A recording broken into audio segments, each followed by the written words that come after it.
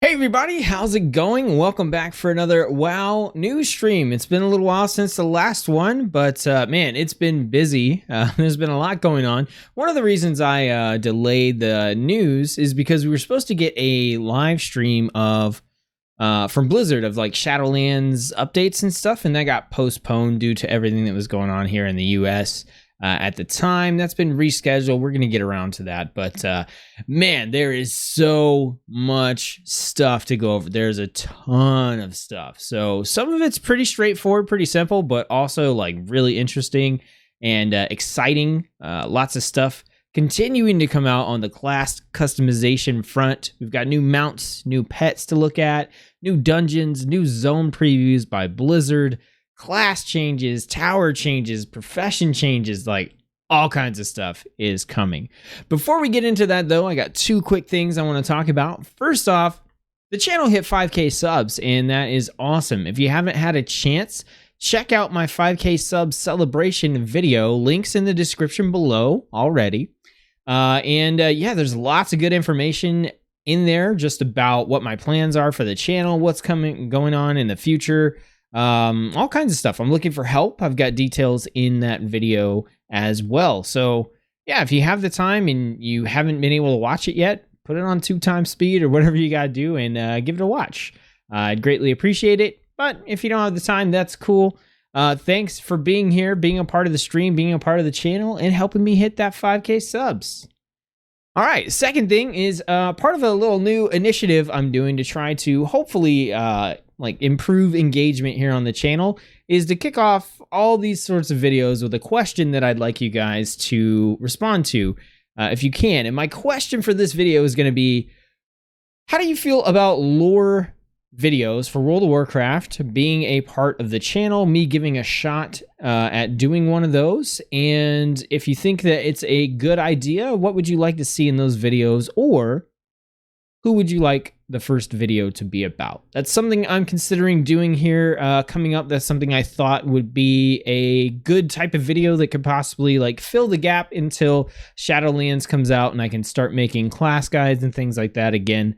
So yeah, what do you think about lore videos? Would you like to see those here on the channel? If so, what kind of information are you interested in, or who would you like to see a lore video about?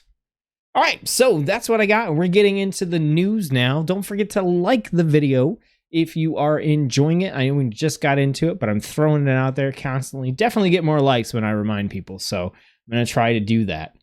All right, so I mentioned that I had delayed this stream because we were supposed to get a stream from Blizzard about Shadowlands. Well, that stream that was delayed has now been rescheduled for July 8th. So that is about 2 weeks or so from today, roughly. Yeah, it's Wednesday, July 8th. So 2 weeks from now, we're going to have a stream. It says it's going to be with World of Warcraft executive producer John Haidt and game director Ian Hazzikostas. So they're going to talk more about the upcoming expansion and give us a look at some of the latest content that's now in development. That's going to be over on Twitch. That's going to be on YouTube as well. I will probably wait to do the next news stream until after this stream, because I'm sure there's going to be a lot to talk about once we get a chance to see this. Plus, you know, we got over here in the US, we got 4th of July holiday and all that stuff coming up too. So that's going to be busy anyway. I'm excited for this. I'm excited to see if they give us a look at anything that we're not already pulling ridiculous amounts of information from the alpha about. So maybe they still have some features or changes or things that they're going to be able to show off that aren't part of the alpha builds yet. That would be really interesting because we are pulling a ton of stuff off the alpha build, and there's tons to look at as well. So we'll see. I'm looking forward to the stream. I definitely have taken a much more positive and excited sort of perspective on Shadowlands, so I'm pretty interested to see what they have to say. On the Shadowlands note, in my 5K sub video, I also talked about how I'm going to be gifting a copy of Shadowlands every month for the next 5 months starting in July. So if that's something you're interested in possibly being a recipient of, make sure you check out that 5K sub celebration video. All right, let's get into it. We're going to look at some pretty stuff. we're going to then get into some previews, some bigger previews and stuff, and then some like real class design changes, which that's what I'm all about, so I'm super excited. But there's a ton of stuff actually right here. Let's get into it. This is not as exciting, but Twitch has sold CurseForge to Overwolf. So some of you might not care about this at all. Some of you might not understand the impact. I just wanted to give you my little perspective about this. So you can manage your add-ons in World of Warcraft through the Twitch desktop app, which is traditionally how I manage my add-ons. It's easy, it's fast, it's effective. It's not the only way that you can manage them, but it is kind of like, it's become the primary way ever since Curse kind of stopped being a thing. So it was Curse originally, and they had like an app and a client, and they sold it to Twitch. And then Twitch has been maintaining it and taking care of it. And now they've sold CurseForge to Overwolf, which is a company that has a lot of overlay add-ons for different games. For example, they have stuff you can use in like League of Legends to give yourself information about the other team's stats or whatever. All kinds of overlays are in there. They have a Hearthstone like deck tracker overlay. The big thing with Overwolf is that they are kind of bloatware. They put a lot of ads and stuff into what their overlays. So they will like have the overlay, but like when you're on a load screen, they'll put ads in, which is, I guess, annoying. More importantly, though, in their terms of service, they generally give themselves the rights to take your data and do anything that they want to with it. I don't know if all that stuff is going to apply here to CurseForge and add-on management with Twitch. All I can provide right now is an initial reaction, which is if, like, this sale has already gone through. It's not a thing that might happen. It's a thing that has happened already. And I'll have to read up and check out some more details. But I know I personally have never really had a great experience with Overwolf, just in terms of it functioning the way it's supposed to on the various add-ons that I've used or tried to use for it. I'm also not a big fan of their terms of service and their agreements. So we'll have to see what's going on with this. It says, what is this going to mean for gamers? CurseForge will transition out of the Twitch client and into a new dedicated desktop app on Overwolf. A dedicated CurseForge team of engineers inside Overwolf will be in charge of continuously improving the CurseForge app to be the best mod manager out there.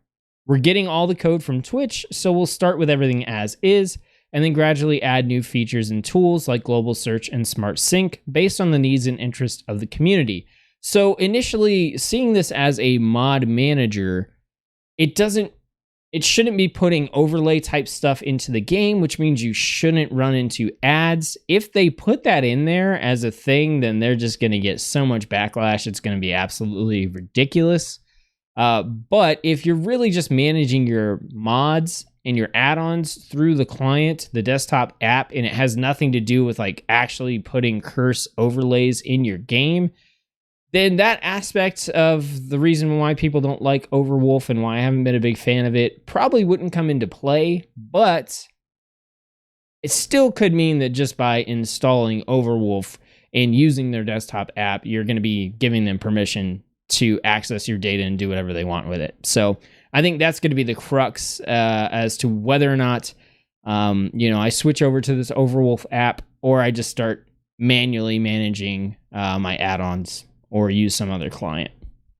So we'll take a look. We'll see what happens with Overwolf. So there's a little bit of information here on Wowhead, and then there's also a Reddit AMA that was done by the CEO and co-founder of Overwolf, and I saw one of these for some Path of Exile stuff that actually happened recently, and if the answers are the same, then they're definitely not going to satisfy the user base. All right, so that's important if you use mods. It really is. I know it's not super exciting news. There's not big flashy stuff on the screen, but that is definitely going to have an impact on the way that you manage your mods and stuff. And I know a lot of you here on the channel have come here because of my UI videos and add-on videos. So I just wanted to make sure I take time to address this and let you guys know that I'm going to be paying attention. I'm going to be looking at it, and I will definitely update everybody on, what choice I'm making as far as mod management goes in the future. I have a video on the channel about how to install mods and stuff with the Twitch app, and obviously that's going to have to be updated now because the Twitch app mod management is no longer going to be a thing. So all that stuff will be coming down the road, but for right now, you've got a little bit of information about it. We'll keep an eye on it and see how it goes. All right, let's get into the fun stuff. All right, starting June 23rd, which was yesterday, we've got 5 consecutive weeks of time walking. So you can get 50% bonus reputation with old expansions. So we are going to have June 23rd to 30th. We've got Burning Crusade time walking, which is honestly probably my favorite. I might just do some time walking stuff and a live stream it if I can sneak it in over the next week. I think that would actually be a pretty fun live stream to do. No promises. I don't know what all is going to be going on, but yeah, that would be pretty fun.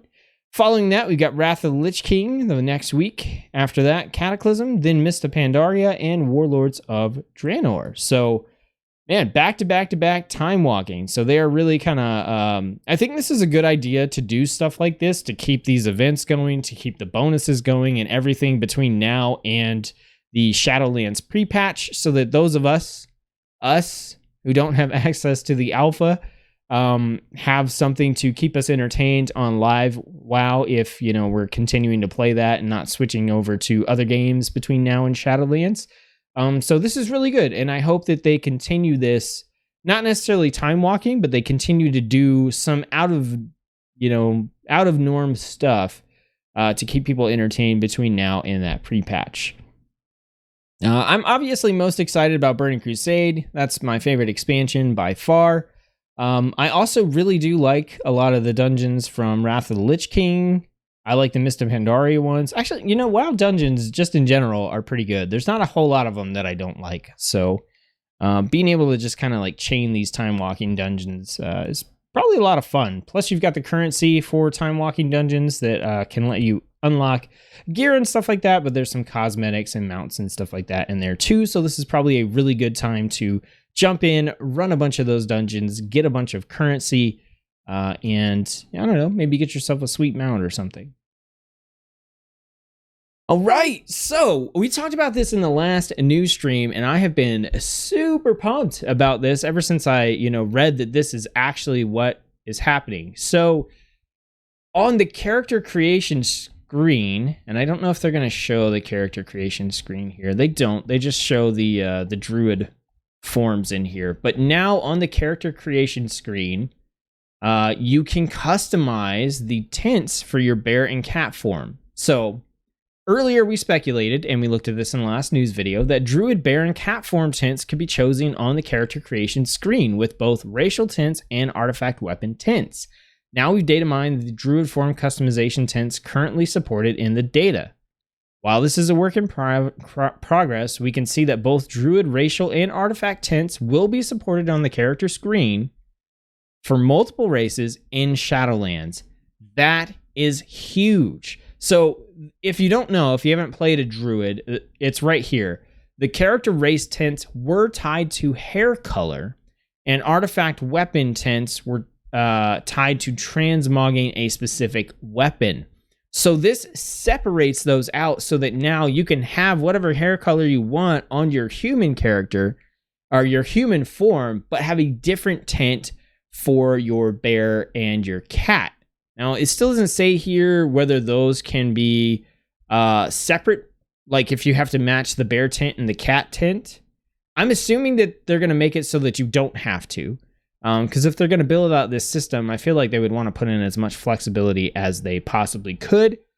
This is sick. This is really sweet. Like, this is enough to make me want to... Okay, we're going to see more stuff, but like this plus the other stuff that we're going to see is enough to make me want to just play Druid in Shadowlands, just because like you can do this tint customization option. I think this is really, really cool. And we're going to see a couple more things here. So Druid Aquatic, Travel, and Flight forms can now be customized in the Shadowlands Barbershop.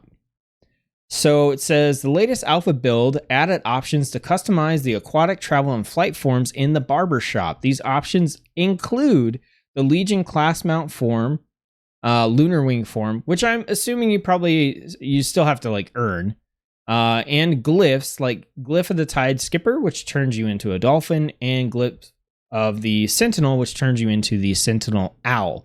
So I'm assuming you still have to like earn the Lunar Wing form, in any other special flight forms, but it looks like maybe the glyphs being applied is something that's going to be taken away and it's going to be available in the barbershop. I don't know how mechanically this is all going to work, but you can see that in here, there's hundreds of data mine names like sea lion, orca, dolphin, tide skipper. These are all for the different races that can be druids as well. Tan bear form, brown bear form. Like these are just a sample of some of the names that you're able to see in the data mine information. So this really does tell us like, okay, all these options are going to be available. You're going to customize these in the barbershop. And we actually have an announcement from Blizzard where they have said that druids will be able to go to the barbershop to choose their bear and cat form, including using unlocked artifact appearances. They're looking to Fire Kitty as an option. So here we go. They could travel to the barbershop and choose their cat and bear form appearances separately from their character's hair and fur color. This addition to the barbershop will also include the option to select bear and cat form artifact appearances. So all druid specs can have a choice to shapeshift into their unlocked artifact appearances and allow Guardian and Feral Druids to have more choices with weapon transmogs when choosing their artifact forms. So this is really sick because, like, if you liked the look of your, like, Druid form that was tied to your artifact daggers from, like, Feral, you had to be spec Feral, be able to use those daggers in order to use that artifact of appearance. So, for example, if you are playing a Resto Druid, you're not going to equip daggers as your main weapons, so you wouldn't be able to transmog those daggers to look like the artifact cat tied to those daggers. But now what they're saying is if you're on Resto and you're using a staff, it doesn't matter. You go to the barbershop, if you have that artifact appearance, then you can apply it to your character and you can have that sweet looking cat or whatever, even though you're a Resto Druid and you're not using the same weapon type. That is pretty sick. It's pretty awesome. I like that a lot. Druids are also going to be able to select their favorite aquatic, flight, and travel forms, so they'll no longer require switching glyphs to change the forms. These glyphs will now become a one-time use to unlock the appearance and switch the forms easily at the barbershop. That is also super sick. I like that a lot. Like, having the glyph there is, like, nice, but I really like the fact that, you know, if you're, like, for whatever reason, you're like, you know what? I'm going to be the orca aquatic form for a little while. You could just run over to the barbershop and be like, nah, I'm going to be the dolphin now. That's cool. I like that a lot. This is just adding more to the flexibility and customization that you have with your character's appearance, your character's like theme, the roleplay aspects of your character. And I think this is great. And we've been seeing a lot of customization options being added in Shadowlands, and we're going to see even more here in the next couple of posts. That's kind of like the big theme of this initial chunk of the news stream, is that there are even more customization options that we saw in the last one. And my last news stream was actually, the end of it was focused on like character customization, and there are a lot more options coming in. But I'm really excited about these Druid changes. I'm really excited about the flexibility that's here. This is awesome. It's super cool. And if you haven't played a Druid yet and you're thinking about playing one for Shadowlands, or you play one after Shadowlands comes out, then you'll never know the pain of having to have like bright orange hair or something on your human when you wanted to have black hair and you had to take orange hair because that's what you wanted your forms to look like. And you're honestly, most of the time you're in your forms more often than you are in your human form, unless you're playing like Resto. So yeah, And then we actually have a couple of images of how this barbershop system works. So here, you can see up here, you can choose your bear, cat, travel, flight, and aquatic form. And there's just a little slider here to adjust, which one you're doing. Here's the orca. I need to update this orca model. This should be cooler, Blizzard. Get on it. I'm expecting to see a Shadowlands orca model update. They'll probably update that dolphin too. It doesn't look as bad though. There's the tide skipper. Updating the bear forms. Changing colors. Cat form. Flight form. Okay, they need to update this cheetah too. Like, this thing is looking pretty bad. So yeah, I'm super excited about this. This is really awesome. All right, moving along. We've got some other things I'm actually really excited about here. We've got Tauren female character customization options added in Shadowlands. So we have bangs, different types of bangs. That's kind of cool. It's kind of like the yak look. Actually, I like that. That's neat. So some different options for bangs there. We got some earrings added as well. Tauren females, I think, always lacked in customization options. It was like, hey, pick a horn, pick a face, maybe pick a tattoo. We got some different eyes, and we got some new hairstyles. I like these ones that have the flowers in the hair. That is like super Druid or Shaman or whatever. It's pretty cool. I like those a lot.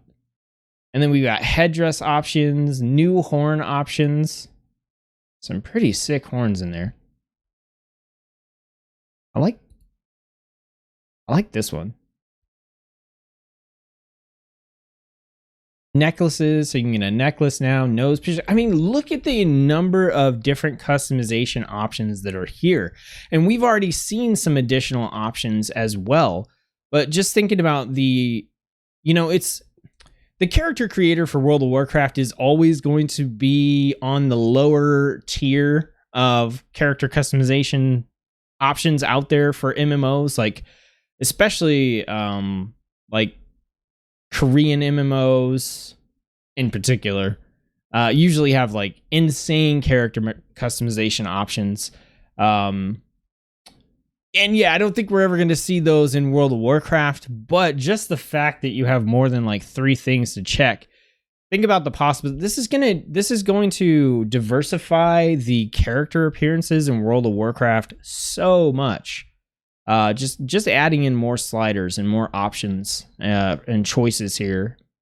I'm actually really excited about it. As someone who's been playing WoW since vanilla,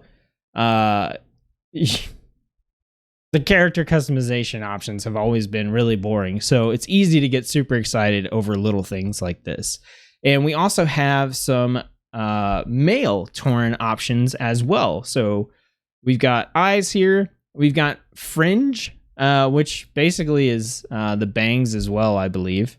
Yeah, you can see them getting changed a little bit here. And they got the I love this yak style. I don't know what it is about it. I just it's great. If I have a Tauren character, which I don't know if I'm going to in Shadowlands, but if I do, I'm definitely going with this look. We got some new hair options. So it looks like, this one here, we've got the little braids, and then here you've got feathers. So there's some different stuff going on here. Oh, those have like little Thunderbluff totem looking things. That's pretty cool.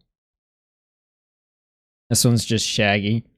Do this with the yak eyes. Just have a big shaggy Tauren. Wow, that's a little ridiculous. That's a lot of braids. Man. Then we got headdresses and horns.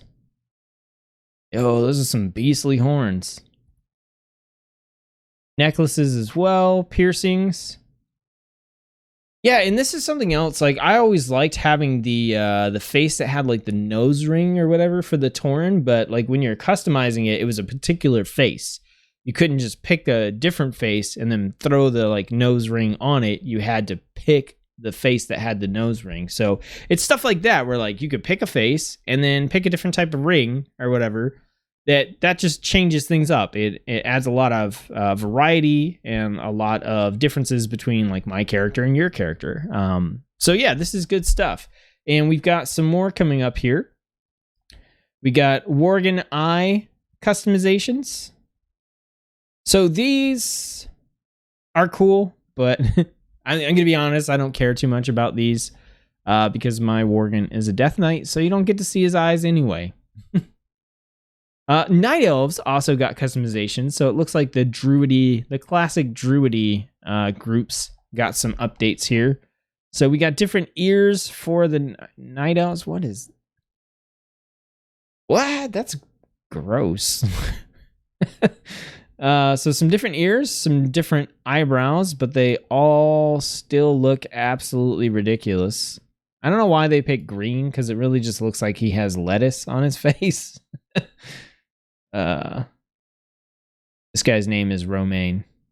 I promise. Oof, wow. This guy looks like he has the entirety of a gnome hairstyle on his face. Now we got some eye color options. This I thought was cool. The option to have vines. This is pretty sweet, actually. It's definitely very druidy. I think this is going to be a really popular option for Night Elf females, for sure. Facial hair. Still looking like all the gnome options. I like the one with the vines in it. This is totally a gnome face. I don't know. Hairstyles. Got the Hanzo hairstyle.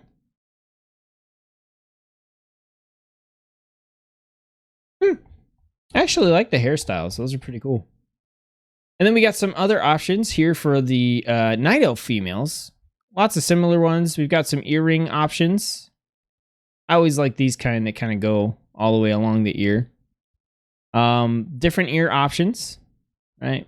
Eyebrows, eyes, new hairstyles. So I'm always up for the new hairstyles. I like these kinds with like the sort of like side braid stuff going on. Those are pretty cool. Headdresses, necklaces, nose piercings. Here we go, the vines. Yeah, I just think this is cool. Like the combination of like the purple and the leaf color here, like the contrast in that. It's pretty awesome.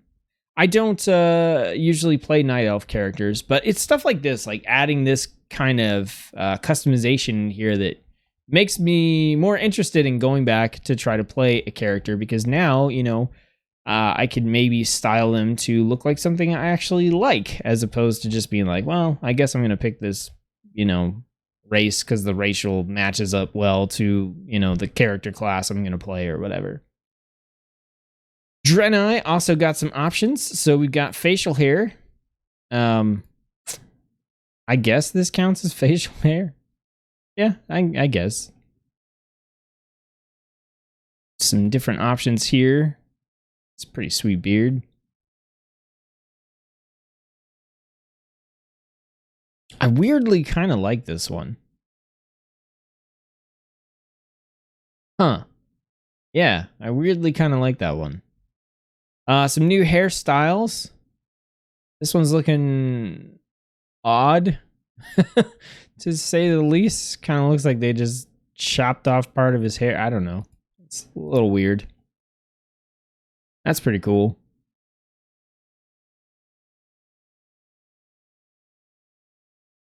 These are some pretty sweet hairstyles for the male Draenei. I don't know about this one.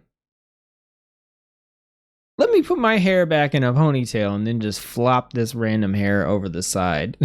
I don't know about that one. This one's not any better either. Let me know if you like these hairstyles and you're not just trolling me, because I don't see the appeal, but someone designed them, so maybe someone likes them. We got some headdress, some horn decorations. Oh, sick. That's pretty sweet. Tails. Okay. Draenei. Hair decorations. Oh, that's pretty sick. I like that. Different hairstyles. Oh, they're adding a lot of bald options into various characters as well. Wow, man. You did a good job on some of these. Headdresses, new horn styles. That's good because, man, the horn styles they've had have gotten pretty old. Tails, tendrils. Oh, okay, that's these. Here on the side. And that's not supposed to be there. This is the last sort of like customization thing that we are checking out. And it's what I was hoping for. Woo! Worgens can customize their human form separately in Shadowlands. Woo! That's so awesome. I mean, as a Worgen, I'm like in my Worgen form like 99% of the time, but still, it's just been like frustrating to be like, oh, my human form looks like a dork. So I think this is going to be sweet, being able to customize the human form separately from the actual Worgen form. So cool. Plus, if you have a Worgen Druid, you can separate your Worgen, the human, and all the different Druid forms. That's just so good. You also get a little look at the kind of class customization options here too. Pretty cool. Really excited about this. It's so simple, but super awesome. And the customization is in the barbershop. We kind of saw that on the Druid one. Let's see, where was that at? Yeah, see here, Worgen form, human form, and then all the Druid forms. So like all the options are there in the barbershop. That is sweet. I'm really excited about that. Let's check chat over here. Nefarian, his kids, and their impact on Azeroth. Will we see Deathwing again? So that's a suggestion for the lore video. Yeah, that's interesting. I will definitely jot that down, keep it in mind. Doomer Meme says, hey dude, new to the channel, loved your guides. I've mained a blood DK since WoD and mainly wanted to see how other specs play. Cough, Asmongold, cough. I didn't catch that in time to know what that was a reference to. Let me know. It'd be nice to be able to stay in human form during combat. It would, but wouldn't you just pick a human then? I don't know. I mean, I think just for variety, it would be cool to be able to fight in your human form, as opposed to fighting in your Worgen form all the time. I do also think that would be cool, but I think if I wanted to fight in my human form most of the time, I would just make a human. But I don't know. I can definitely see there have been some times when I'm like, it'd be cool to just go out and fight in my human form because the armor that I'm wearing looks cooler in a human or on a human than it does as a Worgen because, Worgen don't have shoes for one thing. Oh, the bald options. Asmon bald. Yeah, okay. I got the meme now. All right, let's get into some non-customization stuff here. So we've got Oribos Transportation Covenant Gateways. So Oribos is the main hub, the central city in Shadowlands. It's kind of like the Dalaran or whatever of the expansion, and they have added in new transportation options in the form of gateways to the Shadowlands' various realms. So you'll be able to teleport to Bastion, Maldraxxus, Ardenweald, and Rivendreth. And I wanted to take a look at these gateways because it kind of gives you a sense of the theme in general. And, picking your Covenant is a huge deal in Shadowlands. And so you can kind of get the vibe of the Covenant just looking at these portals, right? So this is obviously the Kyrian one, which goes to Bastion. That's the Kyrian zone. It's got that whole like Thor sort of Greek Roman Mount Olympus thing going on. And then this is Maldraxxus, which has the creepy Warlock Plagueland sort of vibe. We've got Ardenweald, I'm assuming. Yeah, they didn't do too much. Just kind of made it purpley. But this is the sort of like Druid Why can't I think of the name? Emerald Dream. It's kind of like split between like the Emerald Dream style and also like the purple druidy forest area. I forget what it was called, from Legion as well. And then finally there is the Rivendreth one here, which is obviously super like blood vampire-y type stuff going on. Oh, and we have a transportation animation. When clicking on one of the gateways, you will be put into an ensorcelled everworm and flown into one of the Covenant gateways. Can we look at it? Let's take a look.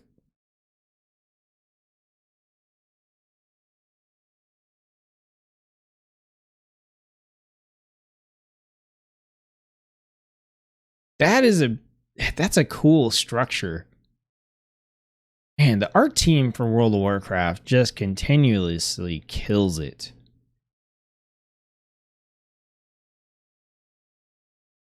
Okay, so apparently like these don't actually translate. Wow, dude, man, these zones like...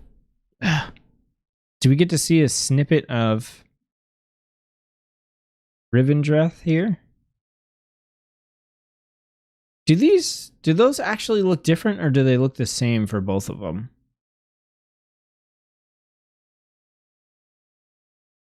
Okay, so this one is kind of like... Oh, look, it's my own video.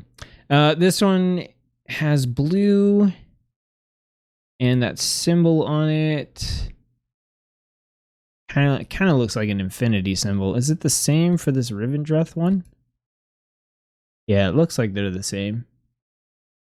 Okay, so yeah, you fly through like one of those portals, which that's done in the style of like the capital city itself.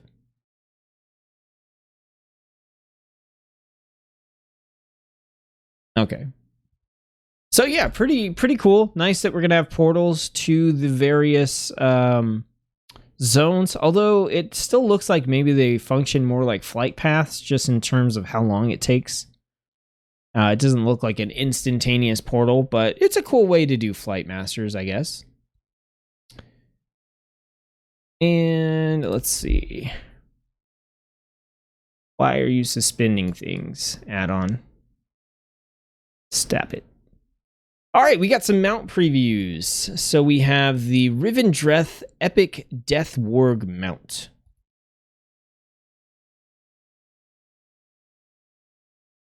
So it's a druid bear form that's naked, like no hair, and has some crazy armor.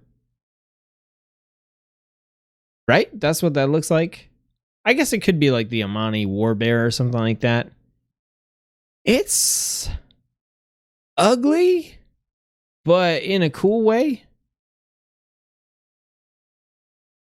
Like thematically it fits. Like it shouldn't be pretty. I like it, actually. Okay, so it looks like we also have, okay, some different colors.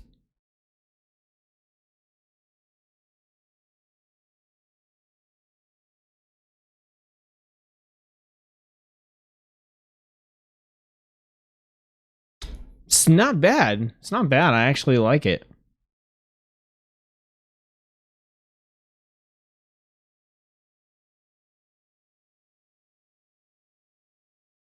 So there's some other versions that don't have like this super elaborate saddle and armor. I don't like these as much. Like, I like the one that has the crazy armor on the front. It's pretty cool. I think I'm definitely going Rivendreth on one of the characters that I'm going to be playing pretty frequently in Shadowlands. I'm thinking my rogue, possibly my warrior, maybe my Death Knight. Those are the three like top characters. Maybe even Demon Hunter. Like, yeah, there's like 4 characters I'm probably going to play a lot. And I'm going to go Rivendreth on at least one of them. I think it really, really fits with my rogue, because my rogue is a void elf, and he just kind of has that like Dracula look going on. So I'm pretty sure I'm at least going to go Rivendreth on my rogue. So Yeah, and I think this kind of mount would definitely be fitting. They're doing a good job, I think, with the Covenants, with kind of like hooking them up to some class like roleplay potential. Really loving the customization, long overdue, Hawkwinter says. I agree, man. It's about time. I'm really looking forward to this. I don't have new characters to make, but I'm definitely going to pop into the barbershop, and that's probably going to be a whole live stream in and of itself. So that's going to be a lot of fun. All right, we got another mount here. This is the Decomposer mount. Oh, this is the bug thing. I wonder, this probably looks like the ones from BFA, right? The little, what are they called? The little bugs out in Vol'jin.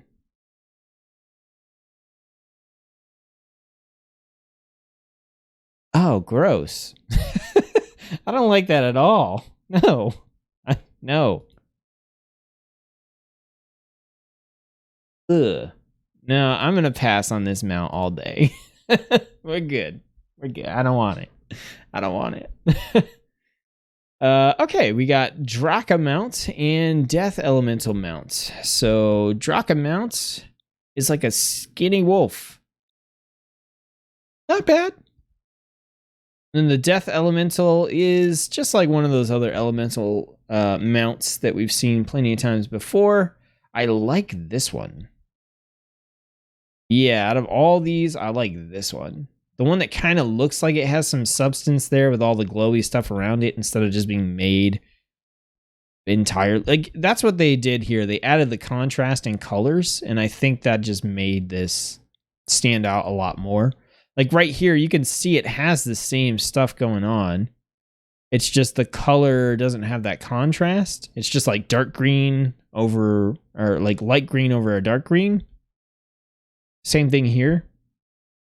I guess this is more like a teal. But here they changed it up, and yeah, I think that looks a lot better.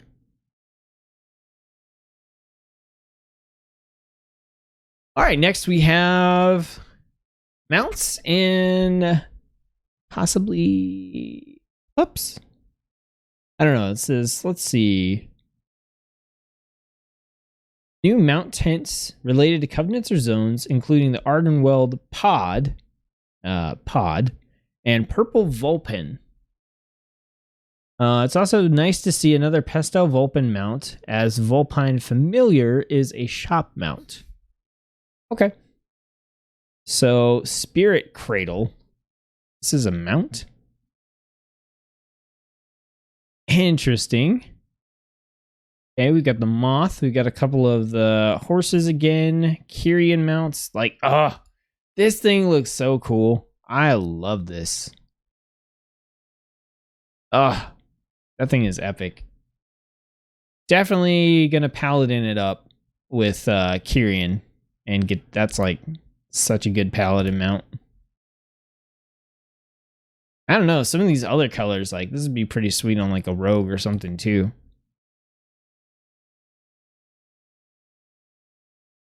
The mount is sick. It honestly, it looks kind of like Power Rangers or Zoids or something like that, but I still like it.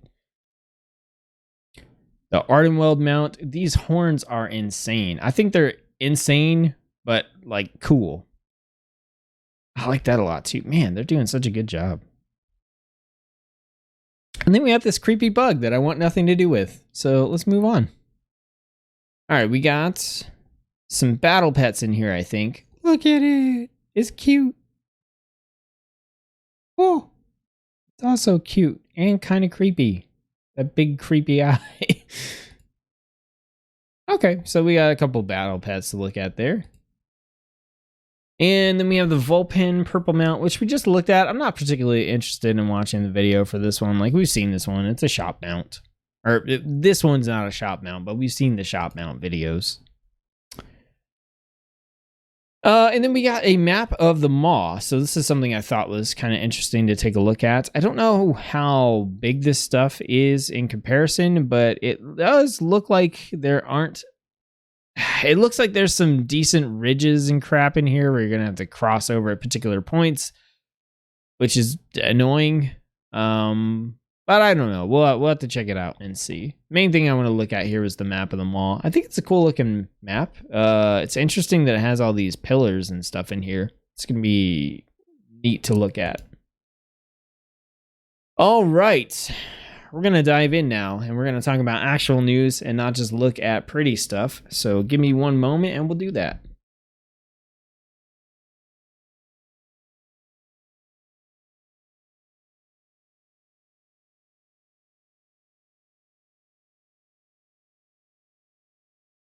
All right, don't forget to like the video if you're enjoying it, having a good time. Let's get in and talk about what I like to talk about here, which is the actual mechanical changes they're making, just to the game in general. And specifically, we're going to get into some class stuff here in a little bit too. You guys know that's what I'm all about. So first, we got a 9.0 PvP power spell added in the Shadowlands alpha. So this increases your primary stat by an amount equal to your PvP power. We don't really know what's going on with this stat yet. It said this could indicate the return of PvP focused stats, as Ian previously mentioned in an interview with WoW Chakra that PvP focused stats will not be returning, so the system would be like BFA. However, they could have changed their mind. So we don't really know what's going on with this. I thought it was worth mentioning. Hopefully it's not super relevant for PvE. PvP power, not necessarily in that form, has been a thing in the past in WoW where they had a PvP specific stat. I think it was resistance or something like that previously. So maybe it's going to be a thing, maybe not. We'll keep an eye on it and find out. All right, so we have improved character creation previews for Shadowlands. So this is something, yes, it's cosmetic, but this is like functionally relevant. So they have changed things so that now instead of customizing your character with this, you now get to see your character in some updated armor that actually probably looks closer to something you would wear now. As opposed, like these class sets, they're classic. They definitely have their place, but this is the original customization that we currently have. So you pick your gender, pick Alliance Horde on the side, then on the other side you're picking your class, and then you're just kind of doing your customization stuff in here. This is already looking way cooler. And just look at this here. Like this guy has the eyes where like one of his eyes is screwed up. I don't know which one of those eyes is screwed. I guess it's the left. I don't know. So we also have some other stuff here. So here's the hunter and the hunter options instead. Mage.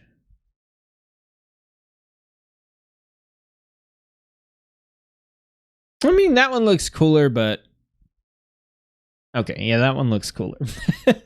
We'll just leave it at that. Let's see, we got Priest. That's actually pretty slick. Yeah, that's cool. Rogue. Yeah, I think as a new player coming in, seeing something like this instead of this definitely has an impact. Like for me as a player who's been around for a while, I'm like, yeah, I always like this rogue armor. It's pretty good. The shoulder pads are pretty sweet. You could transmog it with some other stuff. But, just coming in, like trying to look at this with a fresh face. Yeah, that looks cooler. Druid.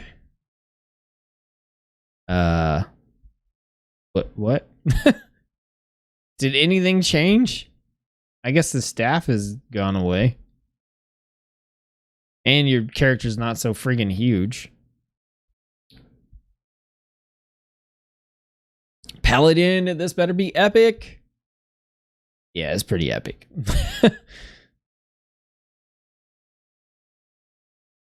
Warlock, and they picked a Volpera for some reason. Yeah, that armor looks hell of a lot better. Shaman, I'm looking forward to this one. What? I guess they were like, that armor is good enough. Monk. Yeah.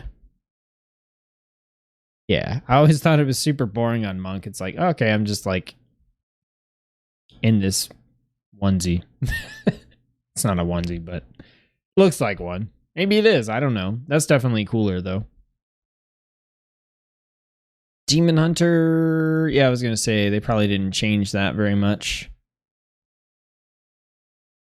Death Knight. Interesting choice.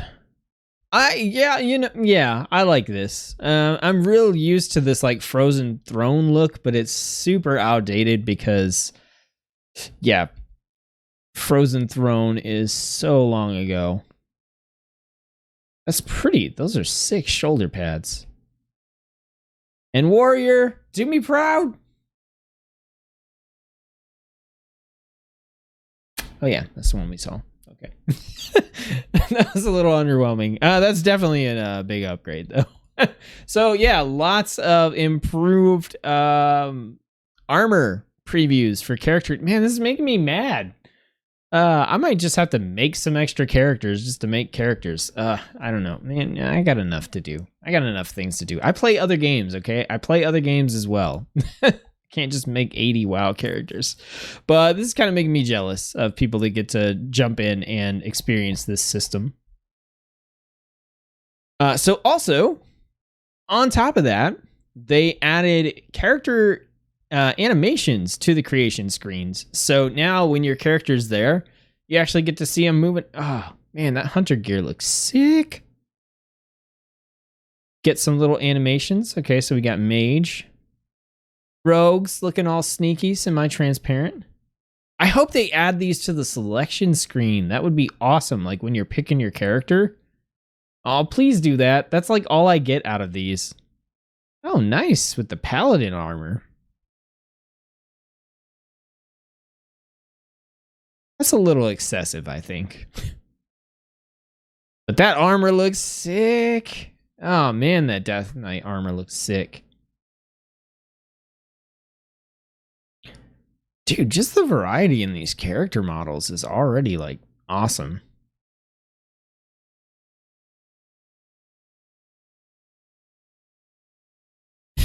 I love that facial expression. That's great. Oh, that's cool. Oh, this is such a huge improvement. Oh my goodness.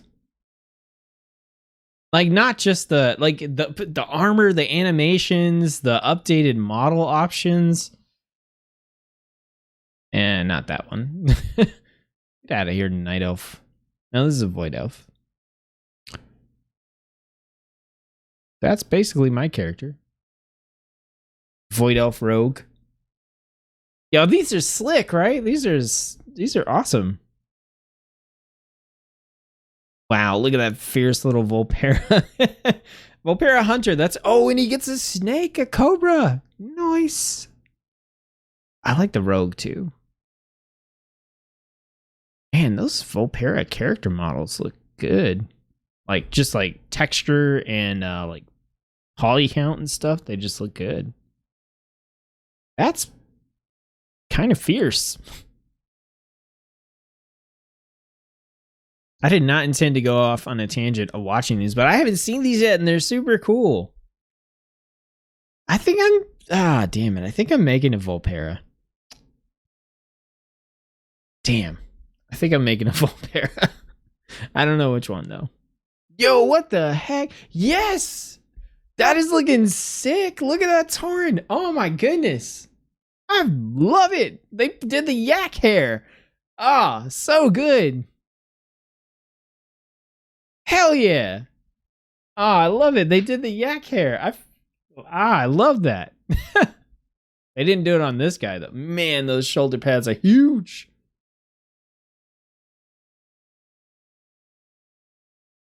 This is now turned into a reaction video. Nice. All right, we got the orc.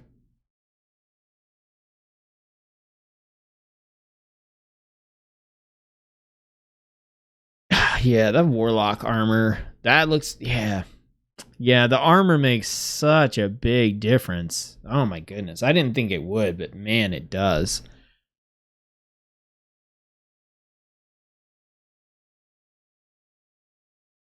Kind of gets in the way sometimes, especially the shoulder pads, but man. Oh, look at that gun. That is sick.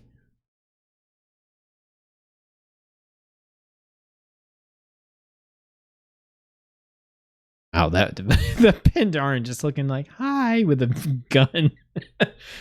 Pandaren Rogue looked pretty cool. Now my Shaman's a male Pandaren right now, so I kind of want to see what that looks like. So I don't know if I'm going to change. Whoa, that looks sick. That like Pandaren Death Knight with that stance and everything, that was dope. Come on, Shaman.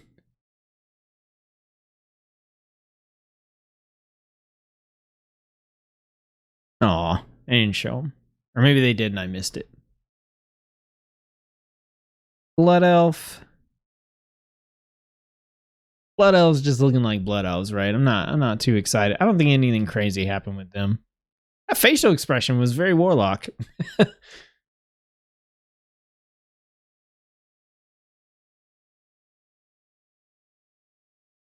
The stance is so stupid.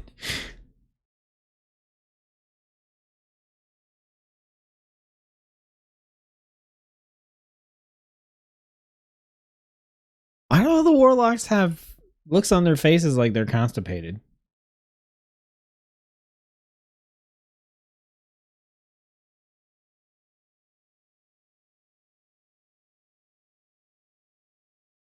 Yeah, okay. So that's super exciting. Man, I like it. Some of those looked a little dumb, but like for the most part they were overwhelmingly cool. Like, so good, so good, so good. What was your favorite? Let me know.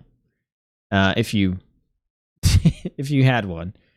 What was my I mean, man, obviously like that female Tauren was just like killing it for like look at how that's so badass looking. Oh, that's sick. I don't know why. I think like with the tattoos and like that facial expression, just like I'm about to you up. Like oh man. Yeah. Damn, that's like yeah, that might have been my favorite one. Was just the hunter with the pose and everything was sick, but man, that just looks fierce as hell.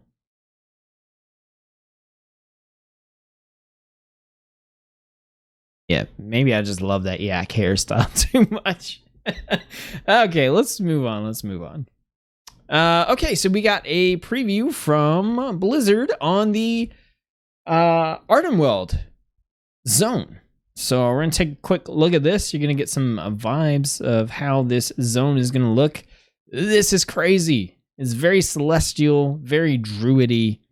This is crazy. The like swirls in the trees. This is my first time like looking at this stuff. Like, that is super cool.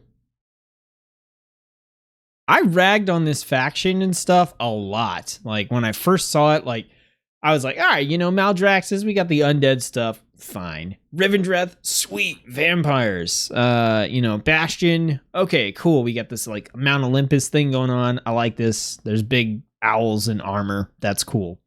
And I was like, what is this dorky looking, fairy stuff? But the more that I've seen of Ardenweld, like the more I've been impressed. Because I honestly kind of thought it was just a copy of the zone from BFA. Which I can't think of the name, but it looked like a copy. But now that I'm seeing like all the celestial stuff that's like coming in with the like rune looking stuff on the trees here and just like this going on, I bet this is going to be a really pretty zone to travel through. And a lot of the stuff that they've come up with, the like covenant trees, the mounts, some of the armor and stuff has been pretty sick looking, honestly. And also some of the covenant abilities sound really fun too. So I've definitely appreciated what's going on. Get out of here. I've definitely appreciated the faction more and more as I've seen more about it throughout the alpha. So looks pretty cool. We've got fairies, obviously. We've got the Vorkai. So these are fierce and daring. Vorkai are the protectors and guardians of Ardenweald. The Silvar are the crafters and enchanters who create tools, foci, and magical objects to maintain the ebb and flow of existence in the zone. We've got the Turn-In, which look really cool, actually. I don't think that would be an allied race, because there's like no... Well, they could probably come up with some like face customization options, but it's pretty cool. We have the Winter Queen, which just makes me think of the Dresden Files. Great book series, audiobook series in particular. If you haven't listened to it or read it and you're looking for something very urban fantasy with like fairies and all that kind of stuff, definitely recommend it. It's great. We have the Drust. So these guys are coming in. We saw a little bit of the Drust going on in BFA. Spriggan. Someone crossed a goblin with a cabbage. That's what that is. And Mortal Souls as well. So lots of stuff going on here. I think out of all these, like that's definitely my favorite. I think that looks really cool. Looks like something out of like Studio Ghibli movie, maybe. And then we have some information about the Covenant. Here is the specially crafted armor. So we have the cloth, plate, and leather. So I think if you like the Druid vibe, like this is definitely the way to go. Actually, that cloth set looks pretty slick. Maybe not Warlock themed, but I could see this being like Mage, maybe even Priest. Like, obviously, do whatever you want. But, I just kind of look at them from a thematic perspective. I didn't like this plate armor as much when I initially saw it, but I actually like it quite a bit now. It's pretty slick. You just look like a beastly tree, and I think that's going to appeal to a lot of people. Yeah, I don't know. Like I said, I've really been coming around and enjoying everything about Night Fae and Ardenweald. The more and more I see of it, I just think it's gonna be really cool. So this is the Wowhead post about the zone as well. They always put one of these up after the preview, and you can take a look. Like here's the map. We've kind of looked at this before, and some of the zone screenshots. We looked at these too. But we have basically kind of two versions. We've got the like blue purpley version, and then we have this sort of like brown version as well. And so I don't know, I've tried to stay away from the story aspects of what's going on and like why we're there and what's happening in the zone, because I don't really want to spoil that for myself. But this makes me think that maybe there's a region of the zone that's like under attack or decaying or something. I don't know, that might not be the case at all. It could just be that it's just a different like subsection of the zone that looks different. But, you see something like this where all the trees are dying and stuff like that, and that makes me think there's some kind of like a blight or something going on. All right, pop over to chat. Captain Disappointing says, thanks for all your tank tutorials. Really helped me to start out as a prot warrior without being overwhelmed. You're awesome, man. No, you're awesome for checking out my video. I'm glad that I could help you out. All right, we're going to continue on. Don't forget to like the video if you're enjoying it. So we have another new zone preview. So that's how long it's been since the last one. We got 2 zone previews.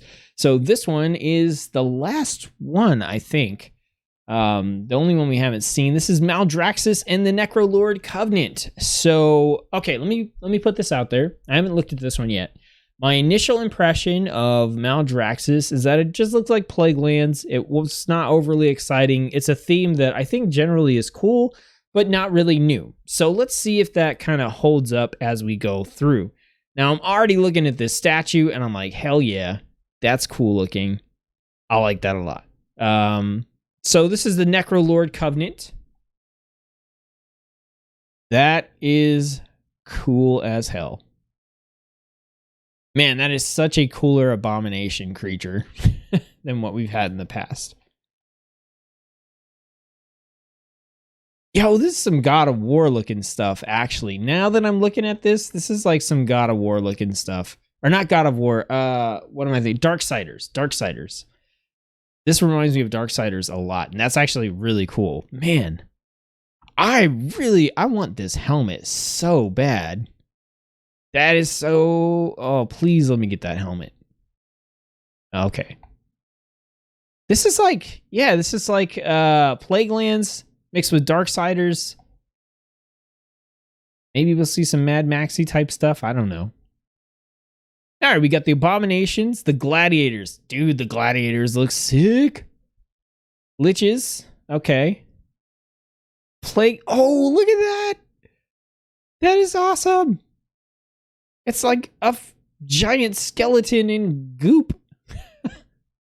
Soul rotted flesh. Aranax. Spider people. Oh, could you imagine? Oh, there's no way this is going to be an allied race, but dang. That's a tiny picture, but it still looks sick. Man, the art team is crushing it. This is the thing that gets me about World of Warcraft, man. It's like, no matter how like boring the gameplay gets, like I look at this stuff and I'm like, I can't not play this. You know, that's why I mentioned in that video, like, I'm definitely going to play the expansion regardless of whether or not I, you know, made content for it or not. Like, I can't look at this stuff and go, oh yeah, I don't want to experience that at all. Ah, man.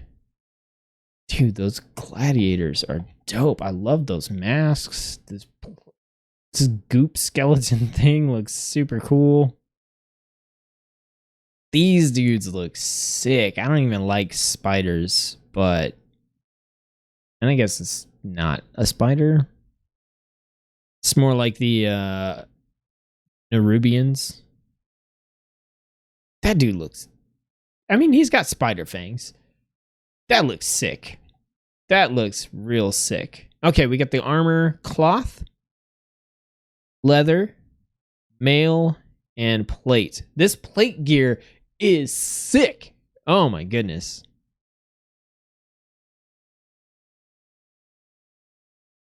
Ah, sick. But if I did that on my undead warrior, it wouldn't look nearly as cool because everything is super small. Then I have a Death Knight. That might look okay.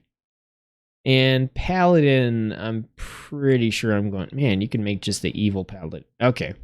Maldraxxus looks sick. Okay, I take back what I said. Maybe the zone design itself definitely looks like sort of like a Plaguelands Nerubian copy, but man, the enemy designs and just this is sick. I like this a lot. I'm now really, really looking forward to playing this. Awesome. So then we have the Wowhead post. Actually, this one is for a dungeon. We got 2 little dungeon previews. I'm not getting into the lore of these dungeons. I just want to take a glance at the screenshots. Ooh. Nice. And then we have one for the other side, which is a troll sort of themed one.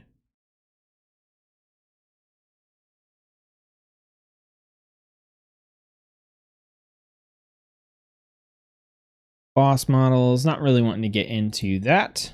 Okay, cool. We got more visual stuff to look at. I don't know, you guys. This pumps me up. Like getting... Like, one of the big things for gameplay for me is, like, how does everything look? That's why I make my UI the way that I do. Like, super minimal, everything off screen until I actually need it so that I can see and experience the zones and stuff that I'm in. So getting to see this stuff is super awesome.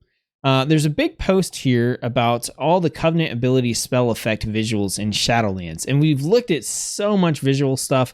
I think I'm going to chunk this at the end and we'll come back around to it because they literally have the visual effects for every Covenant ability. And I want to look at them, but I want to get into some other stuff here that's not just pretty shiny things. So let's jump in instead and take a look. I don't think I'm going to be able to get into this professions post as in-depth as I wanted to. I'm going to need to come back around and do a like big profession video. So I'm going to do that on a future news video. Maybe the next news video, that'll be the kind of cap at the end, is talking about the profession systems. So we're going to skip this and go ahead and talk about some class changes. So we have changes to the Warlock, Affliction, Single Target, Pet Summoning, and Curse of Doom. So this is a post from Blizzard. It says, we've made some changes to Affliction Warlocks based on your feedback. We want to address concerns with Pet Summoning, Doom, and Affliction Single Target Rotation, among other things. Now, I primarily play Destruction Warlock. I have played the Affliction spec. That's probably my second favorite, and Demonology is my least favorite out of the three. But we'll take a look here. So, Fell Domination is now a baseline ability learned at level 34 with a 3-minute cooldown. Fell Domination reduces summoning cast time by 5.5 seconds. So, summoning your pet shouldn't be always easy, but sometimes you need a new pet in a pinch. So I think the idea here is that it's not something that you're going to be able to hit every time your pet dies to resummon it. But if you're in the middle of an intense fight, your pet goes down and you need to summon it, you can Fell Domination and basically get it back super, super quick. Curse of Doom has been removed for Affliction and Destruction. So Doom would summon a Doom Guard potentially. That kind of makes sense. I feel like that is more suited to a Demonology Warlock. We've got Curse of Exhaustion learned at level 58 for all 3 specializations, and it now slows the target by 50% for 8 seconds. It says, we love Doom, but it wasn't working well at a 60-second period. Also, we feel that Curse of Exhaustion will provide interesting choices when deciding which curse to use. So I think that is actually the case. That gives you some options here, like do you CC the target to reduce their movement speed so that you can, finish them off before they get to you? Do you use a different curse that potentially is maybe going to help you kill them faster? What are you going to do with that? Let's see. Affliction. Shadow Embrace is now baseline. So Shadow Bolt applies Shadow Embrace, increasing your damage dealt to the target by 3% for 10 seconds, which stacks up to 3 times. So it's baseline as a part of Shadow Bolt, rank 2, learned at level 52 for Affliction. Interesting. Okay. Shadow Bolt for Affliction was falling by the wayside in the rotation. This should encourage Warlocks to use it more often and provide more gameplay while fighting single target. It's also really nice that this is just baked into the ability now. Sweet. Unstable Affliction no longer has a limit of 1 and no longer amplifies damage on your target. Level 56 Unstable Affliction is ranked up to gain an additional 5 seconds of duration. This is more of an experimental change than the rest, but we feel that Unstable Affliction is not meeting player expectations at a limit of 1. This change allows Affliction to focus more on spreading dots to many targets at once. I think that's correct. I think they reduced Unstable Affliction down to 1 cast initially when you could previously spread it around. And so now they are basically, it looks like they're reneging on that a little bit and allowing you to multi-dot as well. That's what I want to do on Affliction anyway, is just multi-dot targets and put as many like damage over time abilities on different targets as I can and just watch them all like drain away. Talents. Let's see. Writhe in Agony now also causes Agony to start at 4 stacks, in addition to increasing its maximum stacks to 18. Okay, that's cool. New talent, Inevitable Demise. Damaging an enemy with Agony increases the damage of your next drain life by 5%. This effect stacks up to 50 times. Okay.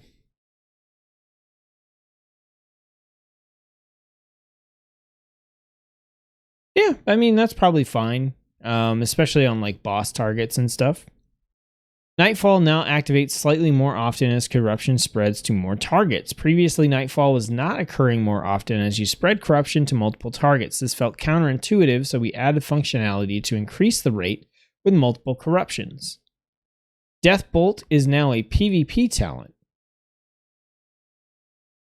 Okay, with unstable affliction stacking gone, the instant burst single target damage from this felt more appropriate as a PvP talent to act as a finisher.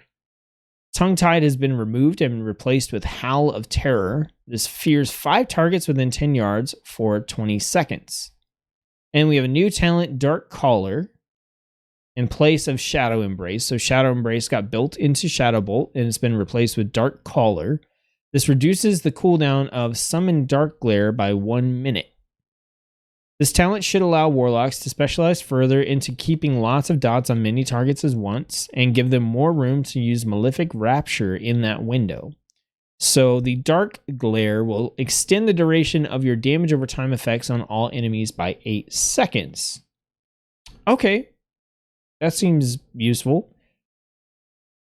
Like I said, I'm not a huge Warlock player, but overall, like just based on the experiences I've had, these seem like positive changes to me, at least in the core gameplay. As far as the numbers and everything go and work out, I'm not entirely sure. But yeah, I everything that I'm reading here, I like. Because like I said, when I play Affliction in particular, that's what I want to do. I want to target like 4 different things, drop a bunch of dots on them, and then just watch them melt. So... Alright, so we have some more Warlock class changes. This is improved talent choices for Demonology and Destruction. Demonology, I play that sometimes. Destruction is what I play the most on the Warlock, so I think I'll be able to speak to that a little bit better here. Alright, so for Warlock, we're focused on improving talent choices for Destruction and Demonology, as well as adding rewards for leveling up. In particular, we'd like there to be more viable builds for these specs to experiment with. I'm always a huge fan of that. This led to changes for the highly popular talents Demonic Consumption and Grimoire of Supremacy. Demonic Gateway no longer despawns when the caster dies. When the gateway is close to despawning, it begins dissolving out of view to warn the caster and allies that they may wish to replace it. We've heard feedback that the routine of replacing your demonic gateway for each boss attempt can be tedious to the point of irritating. We've made a change that allows the gateway to persist through death, and we'll be listening for feedback on this change. So, quality of life update there. The unstable affliction reverted to limit 1. Okay. Let's see. So basically it says affliction was unable to keep up with their dots being active on more than 3 targets. Unstable affliction should now be used on your priority target, which causes Malefic Rapture to do increased damage to that target. So basically doing the change where you could put unstable affliction on multiple targets just made it so that you couldn't actually keep the dots active on more than 3 targets at a time. So basically they're saying like, hey, we tried it. It's just overwhelming. It doesn't work. You can't keep up with it. So we're going to revert this back to 1, and we're going to make it so that unstable affliction should go on your primary target. Okay. I haven't been able to play, not in the alpha or anything yet, so I can't say how that feels. Let's look at... Let's jump down to Demonology Warlock, and then we'll jump back up to Destruction. Okay, so Summon Demonic Tyrant is now learned at level 52. Call Dreadstalker's rank 2 is learned at level 54. And this causes the cast time to be reduced by 5 seconds, and they gain a pursuit spell to close the gap with if their target is greater than 10 yards away. Okay. Wild Imps now spawn more immediately after Hand of Gul'dan, and 2 to 3 Imps spawn in faster succession. In addition, if they path fail, they now teleport to the Warlock. Sweet. That's pretty cool, actually.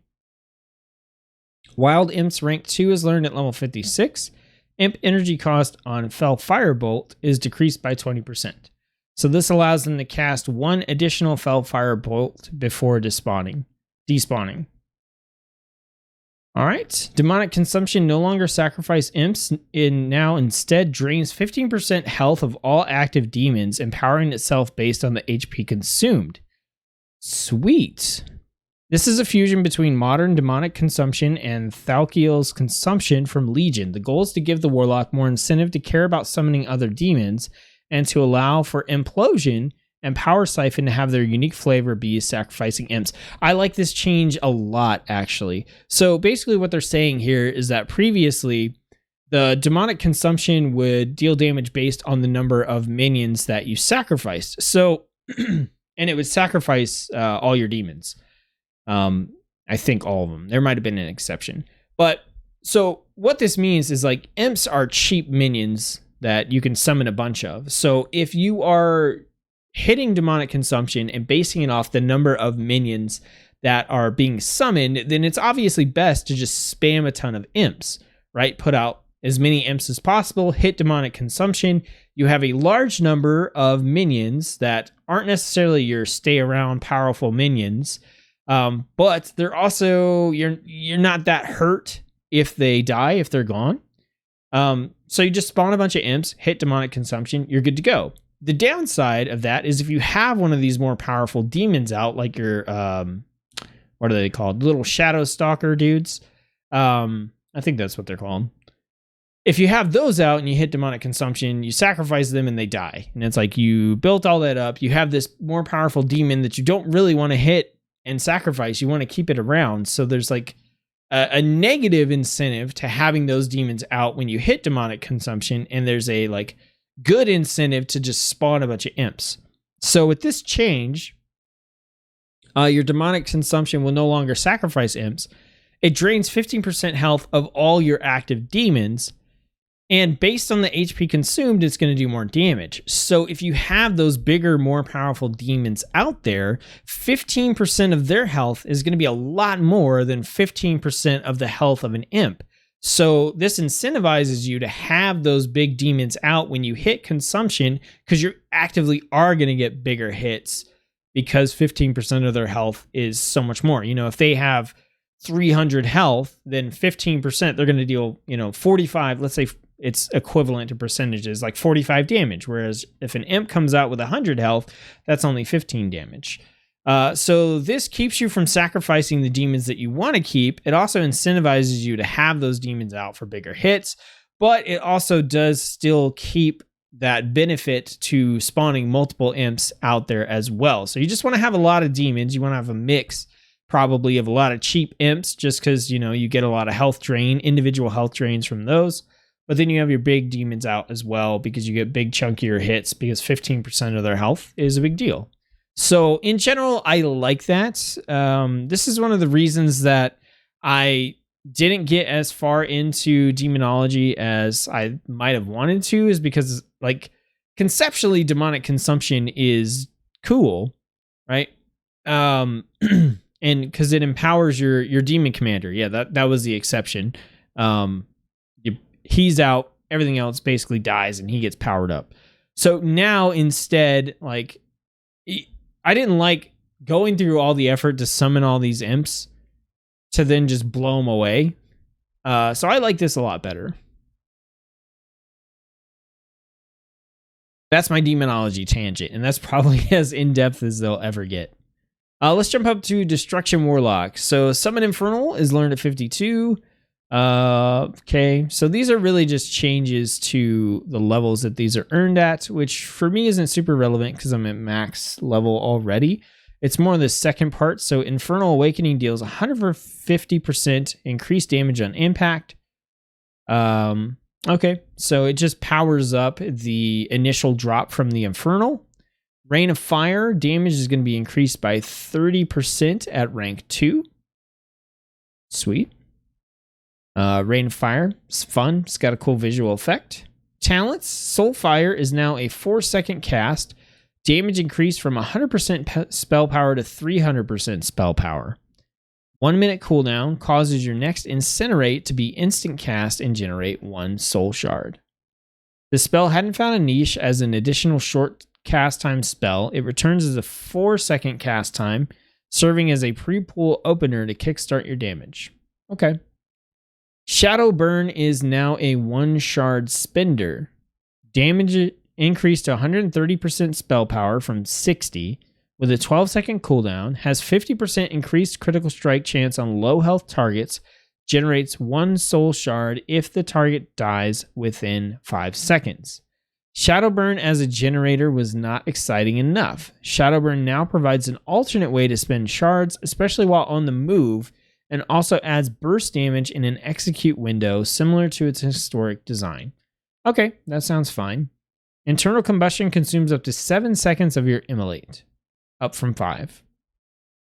Cataclysm damage increased to 180 or decreased to 180% spell power, down from 200, so a little nerf there. Grimoire of Supremacy was renamed to Reign of Chaos. While your initial Infernal is active, every soul shard you spend has a 15% chance to summon an additional Infernal that lasts 10 seconds.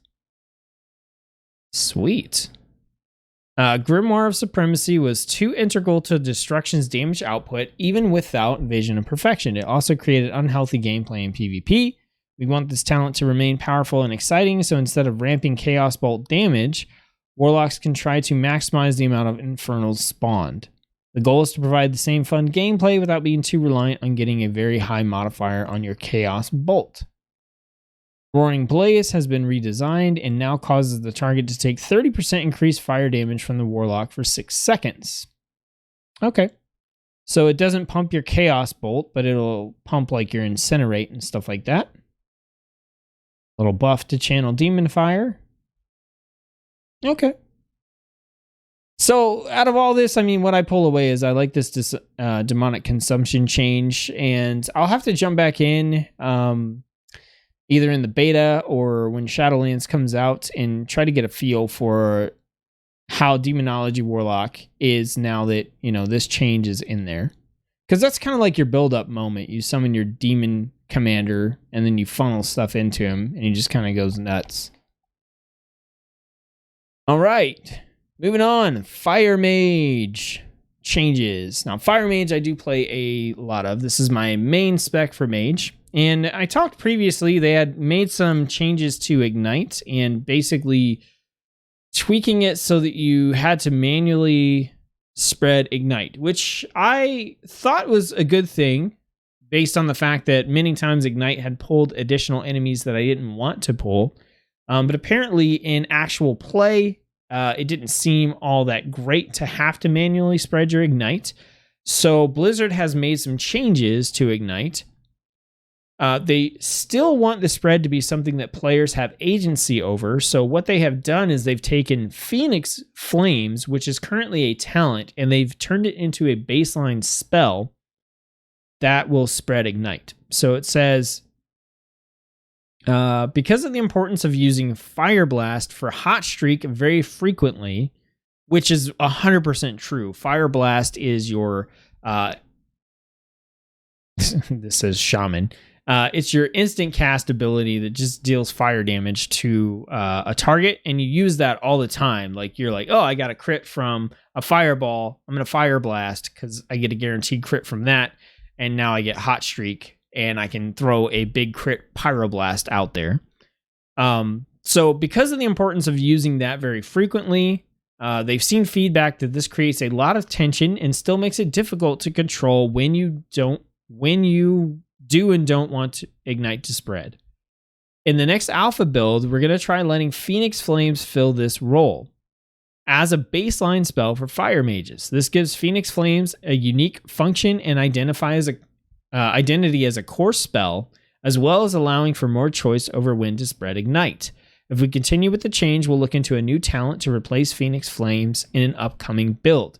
So Phoenix Flames hurls a phoenix that deals damage and splashes fire damage to other nearby targets. It always deals a critical strike in its current form. So now they're basically using that as the controller that determines when you spread your Ignite.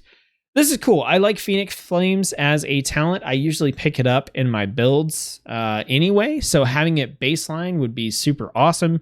That would open up the option to choose something else as a talent. I'm always a big fan of talents that are pretty much, and I'm not saying this is the case, but I'm always a fan of talents that are pretty much always chosen, becoming a fundamental part of the build, because if you always pick a particular talent, it doesn't really feel like a choice. And by baking that into the baseline class, you are just adding functionality that your consumer base is saying like, hey, this needs to be here. It's such a huge improvement over the main class that we're picking it every time.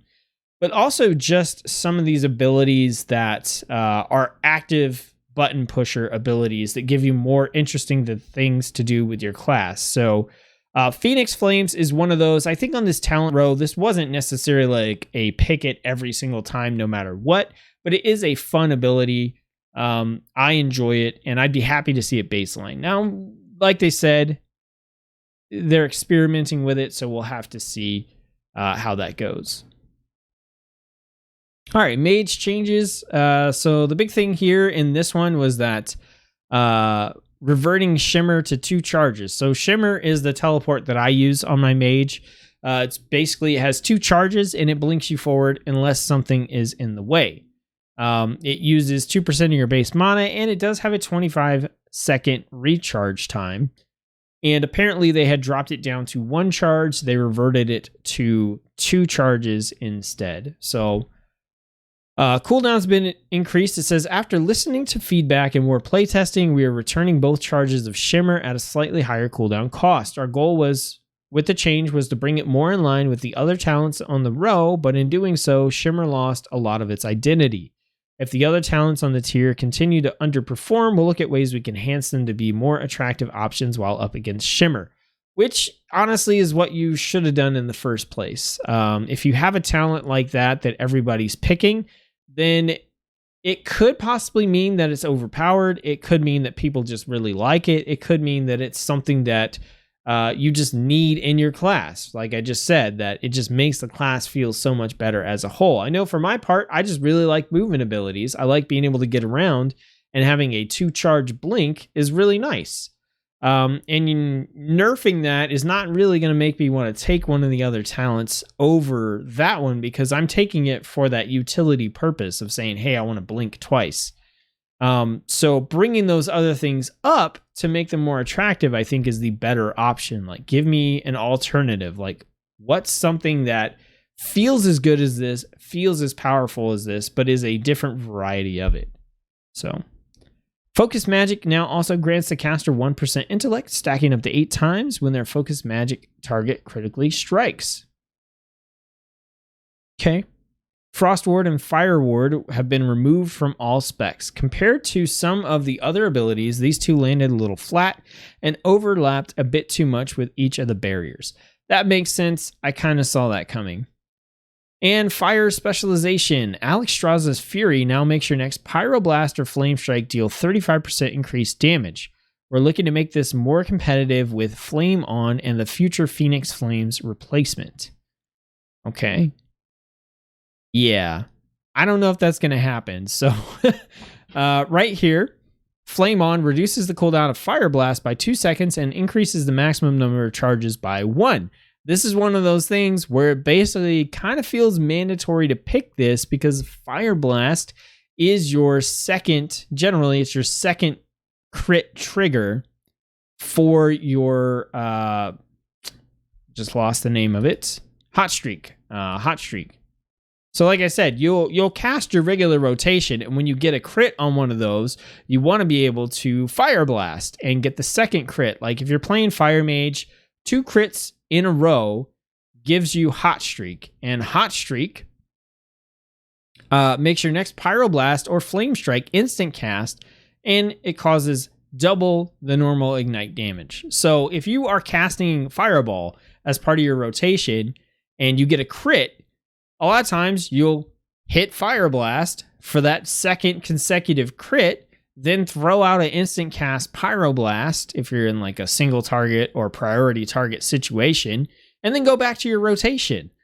But the thing is, having those charges of Fire Blast means that if you Fireball, crit, Fire Blast, Pyroblast, and then you Fireball, crit again, you can Fire Blast, Pyroblast. Like, it just makes it so that you don't run into situations where you Fireball, crit, and don't have a Fire Blast to back it up to get your instant cast Pyroblast, if that makes sense. So it's they're gonna have to do a lot, I think, to make Flame On to make something that's competitive compared to Flame On. Like I mentioned that I like Phoenix Flames and I take it sometimes, but honestly, if you're going like mega crit build, like Flame On is the go-to here. So we'll have to see. All these talents are interesting, but yeah, this is a very competitive tier of talents anyway. So it's going to be interesting to see what they do.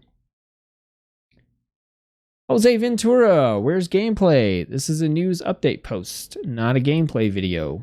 I do not have access to the alpha, so I can't play the alpha. Unfortunately, if I could, then yeah, this would be gameplay all day. Trust me. And I would be streaming a lot more. All right, Death Knight changes. So obviously I play a good amount of Death Knight. Rune Tap has been removed from the global cooldown, which was great. Rune Tap just increases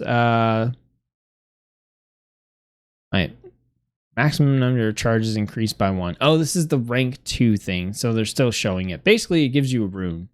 And so being able to hit this whenever you need to is great. Unholy is the spec I play the least. Outbreak duration of Virulent Plague increased to 28 seconds from 21. Outbreak AoE range increased to 10 from 8. So apparently they want to spread this around. We changed how Virulent Plague functions in Shadowlands. To compensate for the loss of uptime, we've increased its duration and increased the initial AoE application so it doesn't require such tight grouping to maximize the target's hit. Okay. Well, I was kind of hoping there would be some more interesting stuff for Death Knights there, but that's all. It is what it is. All right. Going to jump into what I was actually the most excited about to talk about for class changes. We got 2 big ones here for one of the classes that's like in my top 3 for consideration, and one that I mained throughout BFA. So I'm interested in looking at both of these. So we're going to dig into these. These are going to be a little bit more in depth than what we just talked about. I'm going to grab a drink. Don't forget to like the video if you're enjoying it, having a good time.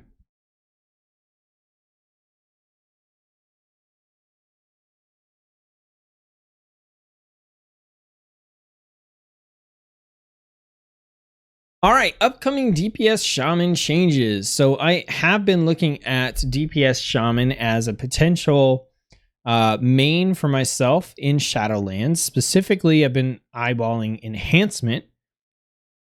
So we're going to look at the changes for both elemental and enhancement, but just know I have more of a interest in the enhancement stuff. So we're going to check it out.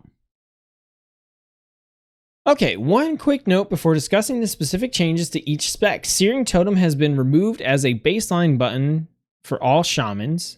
It was brought back in Battle for Azeroth with the intention of totems being a cool and iconic part of the shaman class, but without significant redesign to the button to give it mechanical interaction and feeling impactful to press. It wound up feeling like just another cooldown you had to manage that didn't have any excitement behind it. Okay, that makes sense.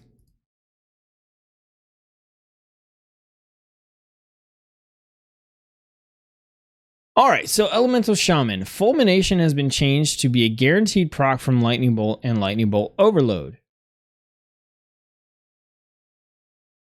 Okay, so it's not random that you will get Fulmination. It's 100% chance now. That makes sense. Every time you Lightning Bolt or do your Lightning Bolt Overload, you're going to get a stack of Fulmination, and you're basically building that up to chunk it with either Earth Shock or Elemental Blast. That's good. Yeah, that makes sense. That's going to make your rotation feel a little less random and sporadic. Chain Lightning has been decoupled from Fulmination entirely, but still grants Seismic Thunder stacks. Okay, so you can't get Fulmination stacks from Chain Lightning at all now. You get the Seismic Thunder ones, though. Okay, and this reduces the cast time of your next Earthquake and increases the damage up to 5 times. So this makes sense to me. Basically, if you're in a situation where you're attacking a single target, then you are casting Lightning Bolt as your like filler spam spell. So you're stacking that into Fulmination, and then Fulmination is going to improve Earth Shock or Elemental Blast, which are both single target spells. On the other hand, Chain Lightning is no longer going to stack Fulmination, so you're not going to get that pumped up Earth Shock or Elemental Blast, but it is still pumping up Seismic Thunder, which increases the damage and reduces the cast time of your Earthquake, which is kind of like your AoE finishing move. So really all they've done is separated these out so that your rotation is even more clear. You Lightning Bolt into an Earth Shock or an Elemental Blast, and you Chain Lightning into a Seismic Thunder. Along the way, you're going to be getting stacks of Fulmination or Seismic Thunder. Earthquake's base damage has been reduced significantly, but Seismic Thunder now also increases the damage for each stack. Okay, so if you cast a baseline Earthquake, it's not going to hit as hard. So they're wanting you to Chain Lightning, get those stacks, and then drop Earthquake with the increased damage. Fire Elemental's previous interaction with bonus Fulmination proc chance has been redesigned. While Fire Elemental is active, the period of Flame Shock is reduced, which increases the DPS of any active Flame Shock debuff and also increases the chance of gaining Lava Surge effect. Additionally, while Fire Elemental is active, any newly cast Flame Shock will have its duration increased by 100%. So basically what they're saying here is previously Fire Elemental, it looks like it had a chance to increase the chance that you would get, or it would increase the chance that you get a Fulmination proc. Now that that's been changed to a guaranteed proc, that's not helpful, so they've redesigned it to work around Flame Shock. This seems pretty good. So basically, if you're going to pump through an enemy, the way it works with Elemental Shaman is you want to Flame Shock your target, and then that has a chance to proc your passive ability that makes your next Lava Burst instant cast and reset its cooldown. So you can spam Lava Burst, which is a powerful, like hard-hitting ability that you're casting as an Elemental Shaman. So what they're saying here is that when you have the Fire Elemental out, the duration of Flame Shock is going to be reduced. It's still going to do the same amount of damage, but it's going to do it in a shorter time frame, which means you do more damage faster, which is great. Also, because that duration is reduced, it has to tick. It has to do the damage over time ticks in a reduced period of time. And every time you get a tick of Flame Shock damage, that's when you get that opportunity to proc that instant cast Lava Shock. So let's say if you had 5 ticks over 10 seconds, right? That means every 2 seconds you have the opportunity to get that proc to instant cast your Lava Burst.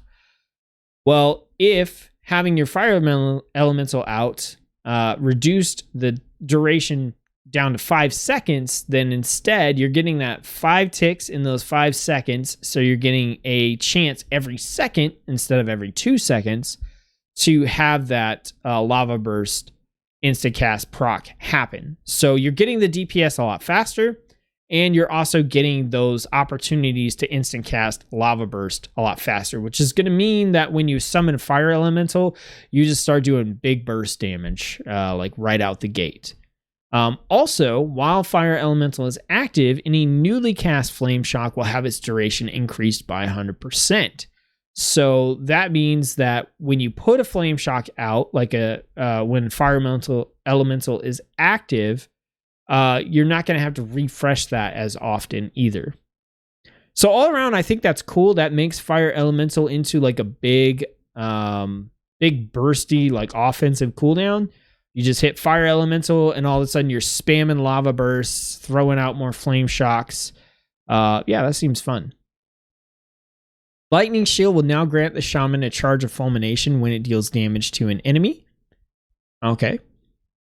Echo of the Elements no longer grants a second charge of Healing Stream Totem for Elemental Shaman. This is more of a bug fix, but noting it here as it's a moderate change to the availability of the Echo Elements, to the available utility of the Echo of Elements talent. This talent's unchanged for Restoration. These changes should make Elemental Shaman feel quite a bit more control over what will happen as a result of pressing their abilities. And that's exactly what it sounds like with the changes to Fulmination and a Seismic Thunder. So, and you're still going to get that fun, bursty, hit the flashy buttons thing from Fire Elemental as well. Those seem like good changes all around. All right. What the heck? Ben Mason says, "Are you back wowing?" Yes. Basically. At the moment, I don't have access to the alpha for Shadowlands, and I'm not super interested in playing BFA. So I'm not really live streaming gameplay stuff at the moment. I'm mainly focused on keeping up with Shadowlands news and staying abreast of everything that's going on and trying to talk about it and, you know, introduce this stuff to you guys in more than a bullet point format, you know, just saying, hey, here's the changes, but actually taking time to talk about them and analyze them.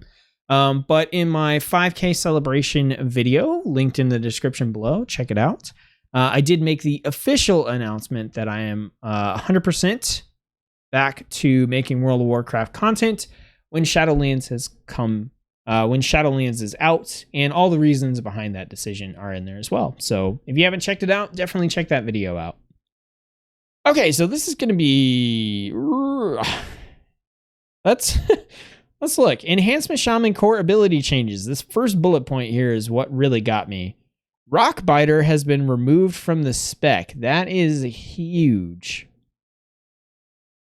This is a big change we're trying out. I mean, they say it right there. Rockbiter in Shadowlands basically only serves as a global cooldown filler. And yes, that's basically what it is. With the removal of Maelstrom and Flame Shock and Frost Shock becoming class-wide abilities that are also on a short cooldown to fill empty spots, there was a lot of competition in the 6-second cooldown space of available buttons. Okay, so Maelstrom was the resource that was has been used in Elemental and Enhancement Shaman for an expansion or two now. Not a big fan of it. They got rid of it for Shadowlands. And Rockbiter, that's one of the things Rockbiter has done, is generated a lot of Maelstrom as a filler ability. And they're saying here that Flame Shock and Frost Shock, these got added back in across the class. So now, if you look at Flame Shock has a 6-second cooldown. Frost Shock has not a 6-second cooldown, but it reduces movement speed for 6 seconds, which means after 6 seconds or so, you're going to want to cast it again. And then also Rockbiter, Talented, I think had about a 6-7 second cooldown as well. So basically, when you're in your rotation and you are getting to that point where you're hitting your filler ability, they're just saying like there's a lot of competition. Do you hit Rockbiter? Do you hit Flame Shock? Do you hit Frost Shock? You know, whichever one you hit, you're going to want to hit it again in 6 seconds, and you have other stuff to do in that window. So a lot of competition. Without Maelstrom, Rockbiter didn't have any strong interaction with the rest of the enhancement toolkit, which, like I said, it was a big Maelstrom generator. And shock spells are much more iconic to Shaman. This is an experimental change. Please try things out in combination with the changes below and let us know how things feel. I don't know how that's really going to change. Like, I like Rockbiter from a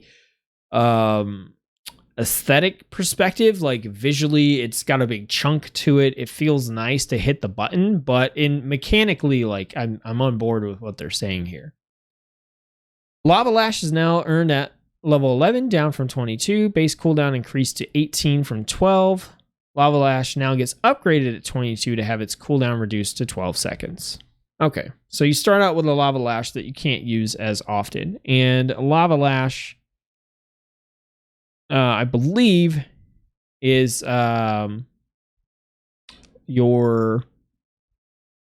it was like a Maelstrom filler spender ability, I believe. I'm not sure how it functions in Shadowlands at the moment.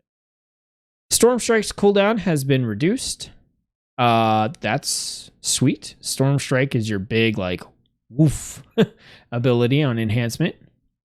Maximum Maelstrom weapon stacks have been increased from 5 to 10.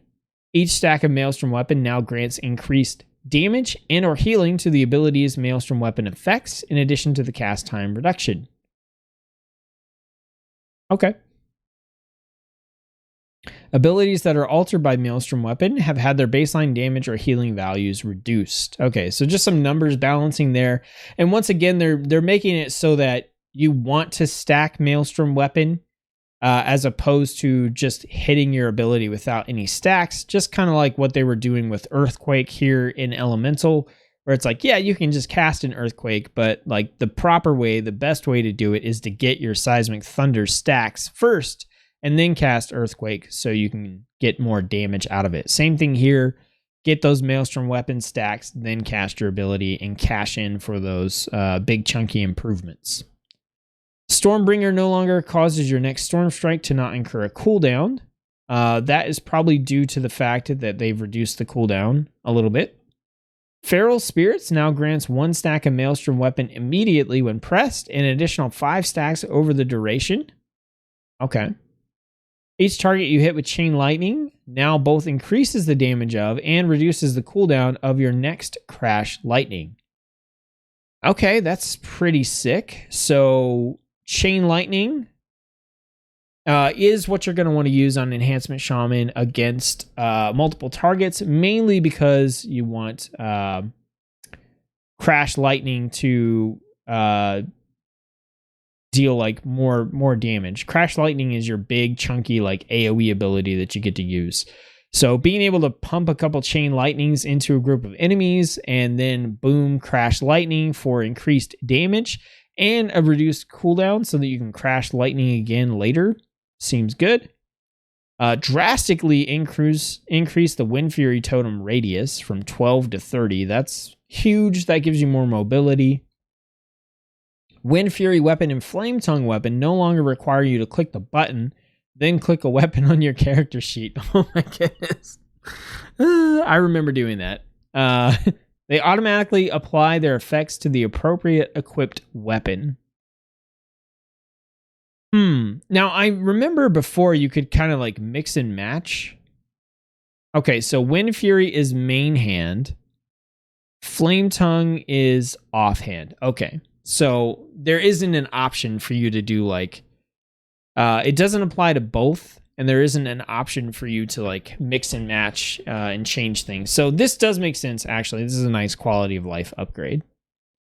Lightning Shield now has a 50% chance to grant you a stack of Maelstrom Weapon when it deals damage to an enemy. Flame Shock and Frost Shock have had their cooldowns shortened with your current haste. Okay. All right, some talent changes here. So Boulder Fist, Rockbiter's recharge time is reduced by 15% and deals 35% increased damage.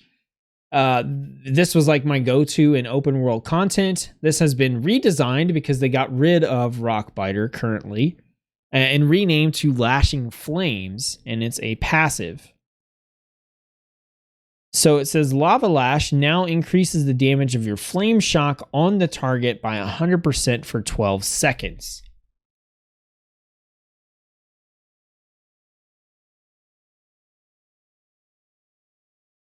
Okay. So basically, when you are spamming your like filler sort of ability here, then it's going to massively pump the Flame Shock damage that's being dealt on the target. Okay. I don't know if that's interesting enough for me to want to take it, but... Landslide, this was another Rockbiter talent, has been redesigned and renamed to Storm Fury. Each time Wind Fury weapon activates, the cooldown of Storm Strike is reduced by 1 second. Okay, so that's another reason why they probably made this Stormbringer change. Hailstorm talent has been renamed to Cycle of the Elements. Searing Assault talent has been redesigned and renamed to Hailstorm. Oh, okay, so Hailstorm changed to Cycle of Elements. Searing Assault changed to Hailstorm. Each stack of Maelstrom Weapon consumed increases the damage of your next Frost Shock by 50%, causes your next Frost Shock to hit 1 additional target per stack of Maelstrom Weapon consumed, maximum 5 stacks. Oh, interesting.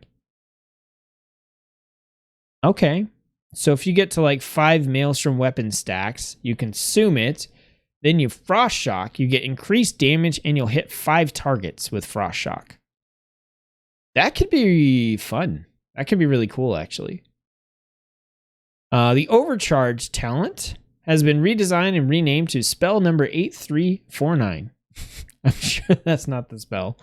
15-second cooldown. Cause all of your flame shocks to erupt in flames, dealing fire damage to up to 6 targets near your flame shock targets. The above changes to enhancement are a lot to take in, but we feel that the combined list of changes will make your abilities feel like they have a purpose and interact with your toolkit in meaningful ways instead of just dealing damage. Overall, when I saw Rockbiter being removed, I was like, what are they going to do? How are they going to fill this? So my impressions overall, like I said, Shaman is in the running for my main character in Shadowlands. And so it's really important to me, like the changes that get made here. And I liked the direction they took it with the initial changes, with the removal of Maelstrom as a resource. I was already on board. The changes that they made to Enhancement Shaman, kind of taking it back to just being this like chunky burst damage monster, I liked as well. Seeing these changes, still positive. I still like these a lot. I think there's something to be said about Shaman being able to hit those big flashy buttons. I like that a lot, and I think you're still going to get that. But also just having this control over your rotation, like I don't see a single change here that from a mechanical perspective, I don't think is fine or actively like. Some of them numbers wise might not work out to be as good as what is currently available, but that's not as important to me because numbers can be changed kind of at any point in time. It's more how does the spec as a whole function. And I played a lot of Elemental Shaman in Warlords of Draenor, and that was kind of like my leveling spec for Legion as well. I mostly leveled enhancements during BFA. And I've just played a lot of Shaman, so I've got a good amount of experience with Shaman, and I think these elemental changes sound good. I like these. Pretty much everything I read here, I'm on board with. I think it sounds cool. And then the enhancement, like removing Rockbiter is a big change, but I get it. They took away Maelstrom, and that was kind of a big function of Rockbiter. Also, Rockbiter really was just a filler ability. And I mean, that's what they're saying in Shadowlands. It's only a filler ability. Having Flame Shock and Frost Shock back, that's cool, especially when you look at like Frost Shock and, you know, possibly talenting into Hailstorm here. That sounds really neat. Actually, that sounds pretty cool. Historically, I've never liked using Frost Shock or going into the Frost Shock heavy builds. I'm a fire guy, like all around. I prefer fire stuff. But like that actually sounds pretty cool. So, I mean, overall, I'm looking at this and I like it. This has done nothing to change the position. Shaman, I think, is still probably in the top 3 for me for potential mains for Shadowlands. So changes here are pretty good. All right. So next we have another class. This one I mained throughout BFA. And there's some changes to specs here. You can see it. I'm sure you can see it up there. But there have been some big changes to Fury Warriors. And I have not read these over yet. So this is going to be interesting. I actually leveled in BFA. I leveled as a Fury Warrior. And I switched over to Prot when I hit max level. Because honestly, like leveling in BFA was awful. And by the time I got done, I was like, I need to play something different because this is just, I need a change. So I switched to Prot. Also, I wanted to make like the tanking guides and stuff like that. So we're going to dive in and take a look at Fury Warriors and the changes that the build has made. So yeah, let's do that. I'm going to grab a drink. Don't forget to like the video if you're having a good time, if you're enjoying it. And yeah, we'll take a look at these Fury Warriors, and then we got a couple other things after that as well. Open this drink. Come on. There we go.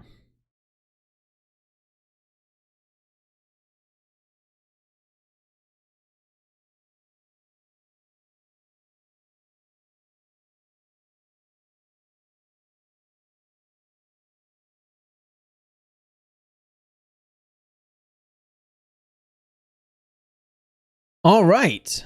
So the title here is Dual Wield One-Handed Weapons.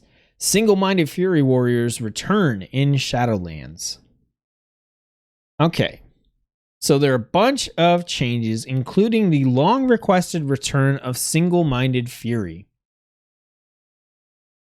While dual-wielding a pair of one-handed weapons, your damage done is increased by 8% and your movement speed is increased by 5%. Fury Warriors originally had a choice of dual-wielding one-handed weapons or using a single two-handed one, but over time that identity shifted to pure dual-wielding. In Wrath of the Lich King, Titan's Grip was added to allow them to dual-wield two-handed weapons instead, becoming extremely popular because it was just a straight-up, better... it didn't make sense to dual-wield one-handed weapons when you could dual-wield two-handed weapons. When this change originally came in, I didn't like it. I wanted to dual wield one-handed weapons. That was warrior identity. Prop warrior, you sword and board. Arms, you had a big chunky two-handed weapon. Fury warrior, you were in there with two one-handed weapons, attacking fast as hell. That was the theme. And then they introduced Titan's Grip, and it was why are you going to attack with two one-handed weapons when it's obviously better damage-wise to just attack with two two-handed weapons? Fury Warrior's already fast. You're not making up for the damage lost by using one-handers with speed. You're just not. So, it became extremely popular in the sense that it was just the best thing to do. And it set the course of the Fury Warrior identity for the next several expansions. Until Legion artifacts removed the ability to effectively use one-handed weapons entirely. Yep. This is something about Fury that always, kind of in the back of my mind, way back there, pissed me off. Two-handed Frost Death Knights and dual-wield Brewmaster Monk options, however, it has remained a popular request from fans for many years now. So, Single-Minded Fury, new, while dual-wielding a pair of one-handed weapons, your damage done is increased by 8% and your movement speed is increased by 5%. And Titan's Grip now says two-handed weapons deal more damage and provide more strength and stamina than one-handed weapons. Okay. What this means, more options are never bad, and it's important that players be able to feel a connection to the preferred playstyle, if you can't tell by me hating on two-handed dual-wield Fury Warrior. Especially when it was something that initially drew them to the class, but was removed over time. Yes. That said, the re-edition of Single-Minded Fury does cause some potential problems, because one- and two-handed weapons still cannot be mixed and matched. It will be all too easy to acquire a two-handed weapon upgrade when you only have one-handers, or vice versa, making it harder to gear effectively than before. Yes. This is exacerbated by personal loot automatically awarding you gear whether you necessarily want the item or not.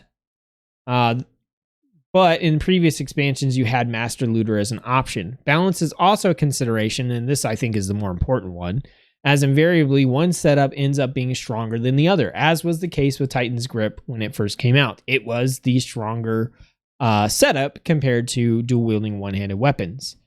This is either due to tuning or weapon availability.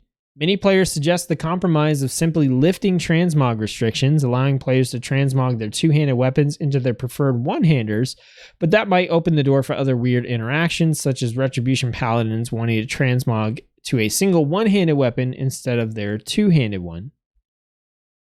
So I have yet to see this in action. There are a couple of YouTubers out there, Preach, Bellular, some others who have videos about Single-Minded Fury. As I don't have access to the alpha, that's basically my only outlet of seeing this stuff in action. So I'll check those out and I'll come back around on the next video and let you know what I think.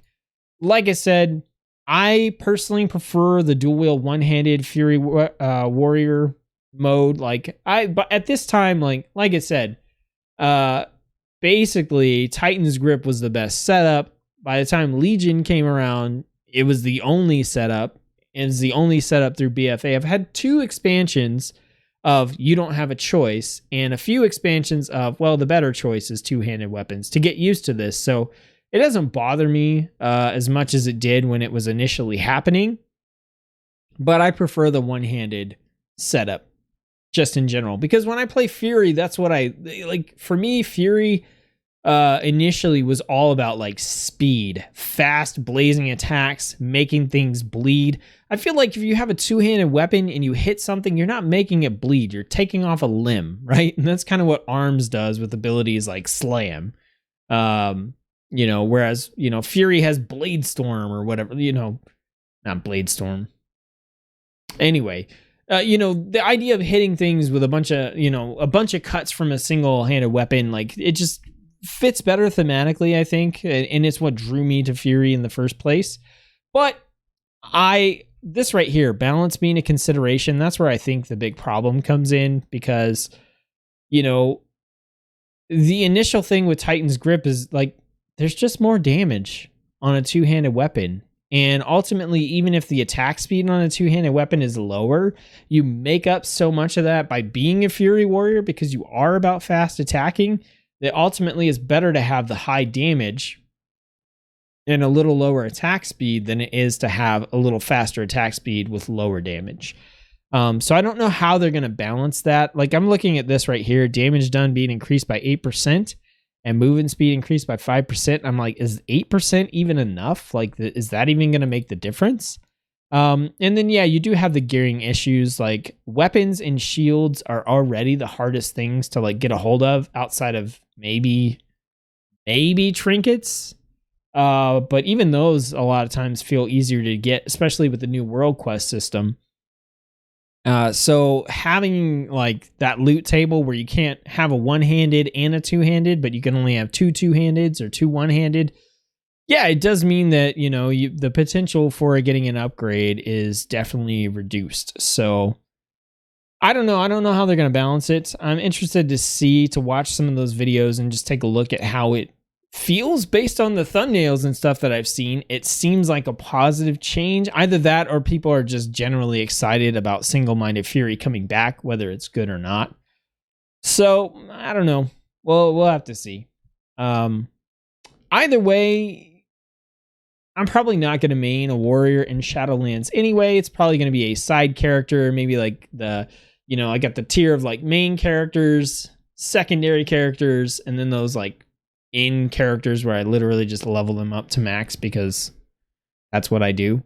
Warrior's probably going to be in that second tier this expansion just because I played it so much in BFA, and honestly they haven't changed enough things with Warrior for me to like just go right into the next expansion and still be super excited about it compared to some of the stuff that's happening with like Shaman or Monk, for example. So I mean, these changes, like, they're relevant. I'll get around to them. I'll be able to play them, but what they do with Warrior, I am not on pins and needles about it because I don't really intend to main a Warrior here coming up. All right, let's jump into chat. Here we go. Started playing at the end of Legion, and your class guide videos really helped me out. That was Rick the Stick. Awesome. Bunny West says, sounds like it's time to make a warrior. Yeah, like, that's the thing with the changes to Shadowlands. Like, they're not doing anything to necessarily excite me because I just played warrior for all of BFA. But if you haven't played a warrior, like, BFA warrior was fun in general. Like, I thought it was enjoyable. Obviously, that's what I chose to main. Basically, that and Demon Hunter were what I played the most. And it's been fun in that most of the changes that I've seen don't feel like negative changes. They feel like good changes in general. So I wouldn't discourage anyone from playing a warrior at all. Warriors are a heck of a lot of fun. I enjoy them. I think they have a really sweet ability kit, and they have a lot more buttons to push than some of the other classes. A lot more situational and utility stuff that you can do, and at least for prot anyway. So yeah, definitely wouldn't discourage anyone from playing a warrior, even with the changes that I'm seeing for Shadowlands. I think it's still going to be a fun class, just for me personally.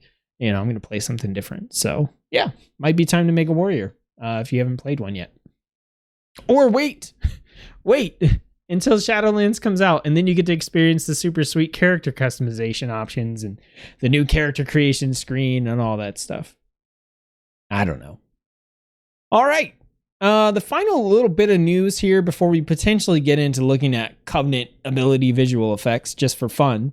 is that there were updates to Torghast. So Torghast is the big thing for me for Shadowlands. Like, obviously, in terms of WoW, in general, like the class gameplay is the most important thing for me. But in terms of Shadowlands, the thing that I've been the most excited about is Torghast Tower of the Damned. And we have kind of gone on a roller coaster ride since this was announced, and since we started to get access to it in the alpha.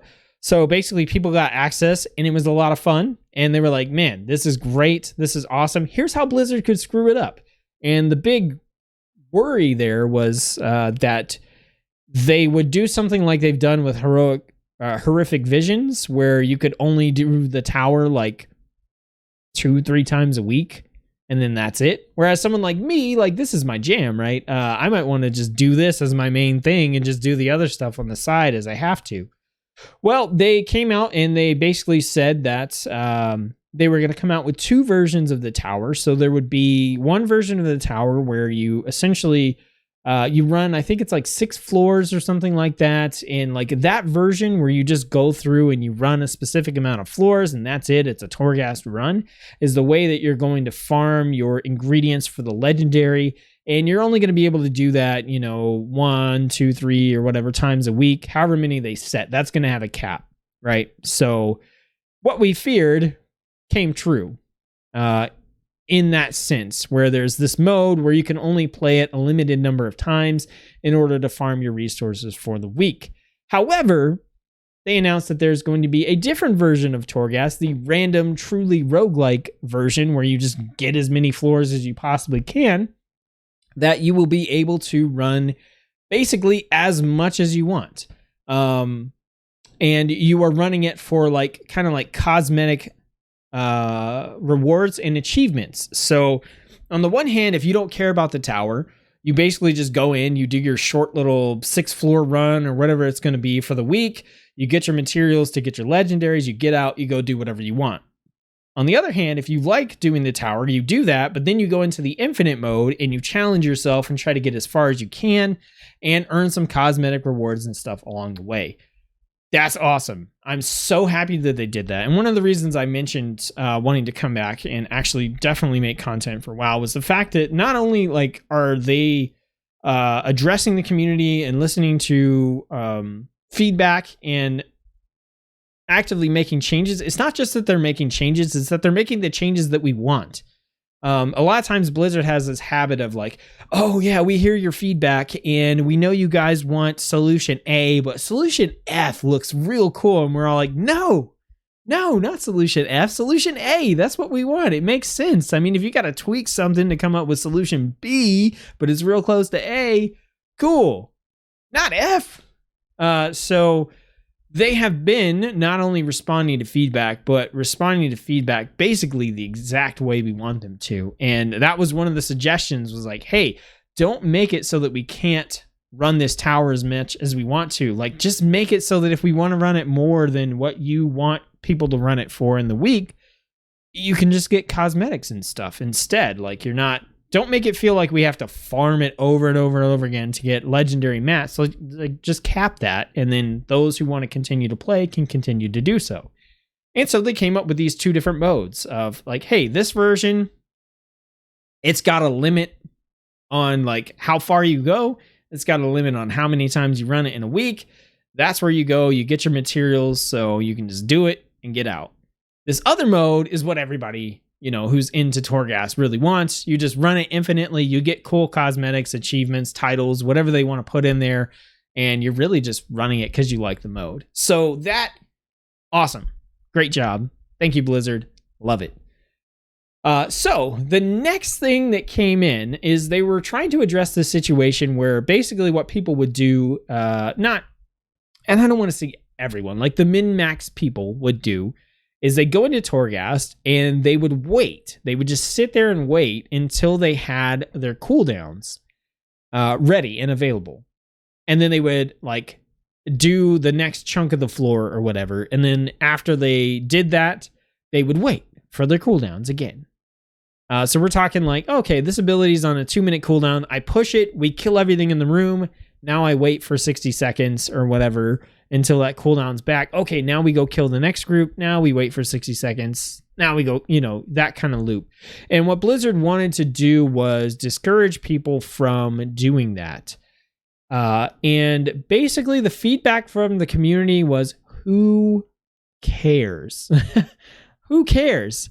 If someone wants to go in and that's what they want to do, fine, let them. Like, how much longer is it going to take them to do a run compared to someone who's willing to just go in and fight, pop cooldowns when they have them, and just keep going, keep pressing on? Like, if people want to play that way, just let them. Who cares? And it's kind of two-sided. Like, on the one hand, like, if that's the way min-max people want to do to push as far as they possibly can, and a floor that should take you, maybe 10 minutes and a little bit of difficulty, possibly a wipe or something, takes them 15, 20 minutes instead because they're sitting there waiting on cooldowns, who cares? Right? But on the other hand, if you have those groups of people who are trying to push as far as they can, but they need that time to sit down and go, okay, how are we going to tackle this next pool? What are we going to do? Mage, you need to sheep that target. You need to do this, that, whatever. Like, those people should have the time to be able to do that as well, because that's how you're going to get better. That's how you're going to get more effective at running this content, is by having the opportunity to stop and analyze and figure out what the best thing to do is, or if you wipe, come back in and kind of do that content anyway. So Blizzard's answer to all that was to implement these soft timers into Torghast, where basically after a certain amount of time on a floor, it would add this debuff, buff, or whatever to everything on the floor. So basically, when you started at like 1 minute, it would put 1% increased physical damage from all enemies. And then at 2 minutes, it would jump it up to 2%, and then 3%, and 4%, or whatever. And basically what it did is it meant that the longer you took on a floor, the more difficult it got to complete that floor. And this idea was that you wanted to get the floor done as soon as possible, so you minimize the penalties. And the longer that you waited for cooldowns and stuff like that, the more that percentage increase would tick up, and the more punishing and harder it would be to get through the floor. Now, the community response to this was, no, don't do this. I don't want to feel like I'm pressured. I don't want to feel like Torghast is on a timer. Like, Torghast should not feel like a mythic dungeon run. It shouldn't feel like I have to beat this in a certain amount of time. Otherwise, I'm just not going to be able to beat it at all. And like, my main arguments were the two that I just said. If someone wants to take time waiting on cooldowns, who cares? Don't punish the people that want or need to take the time to figure out how to beat a floor and learn something. Like, don't punish those people. So Blizzard put this system in, and the feedback was basically, dude, don't do this. Stop. Do something else. There were a ton of suggestions on what to do. But in another example of Blizzard not only like listening to the feedback, but also putting in something that I feel is pretty spot on, they have made changes to that system, and they've removed the soft timers, and they've added in something that I think is very roguelike and makes a lot of sense. So the soft timer has been removed, but a incentive has been added instead for bonus loot for a prompt completion of each boss. But the torments of the tower, which were what the soft timers were called, will now be permanent for the rest of your run. Okay, so basically what this means is you no longer have this stacking soft timer that goes up as time progresses and makes the floor more difficult.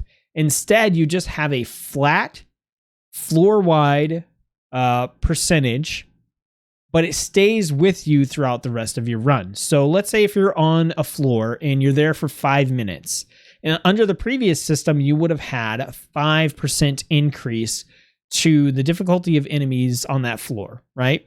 In this situation, instead, you just have a 1% increase, no matter how long it takes you on that floor. Now, the differences are that with the soft timer version, when you went to the next floor, it reset back down to 1%. And then if it took you 5 seconds or 5 minutes, you would go back up to 5%. In this one, there's no reset, and it's going to build and persist throughout your run. But now, even though you have this ramping difficulty, it's not based on the time you spend in the tower. It's based on how far you progress. So as you progress through the tower, things get more difficult, but not based on the time that it takes you. I think that is really good. That's the way that it should be. The further you get, the more difficult it should be. But this is a way that does it so that you don't feel rushed and you can take the time that you need to properly complete different floors that may be tough or difficult to you, but that you could get through if you take the time to figure them out. And on top of that,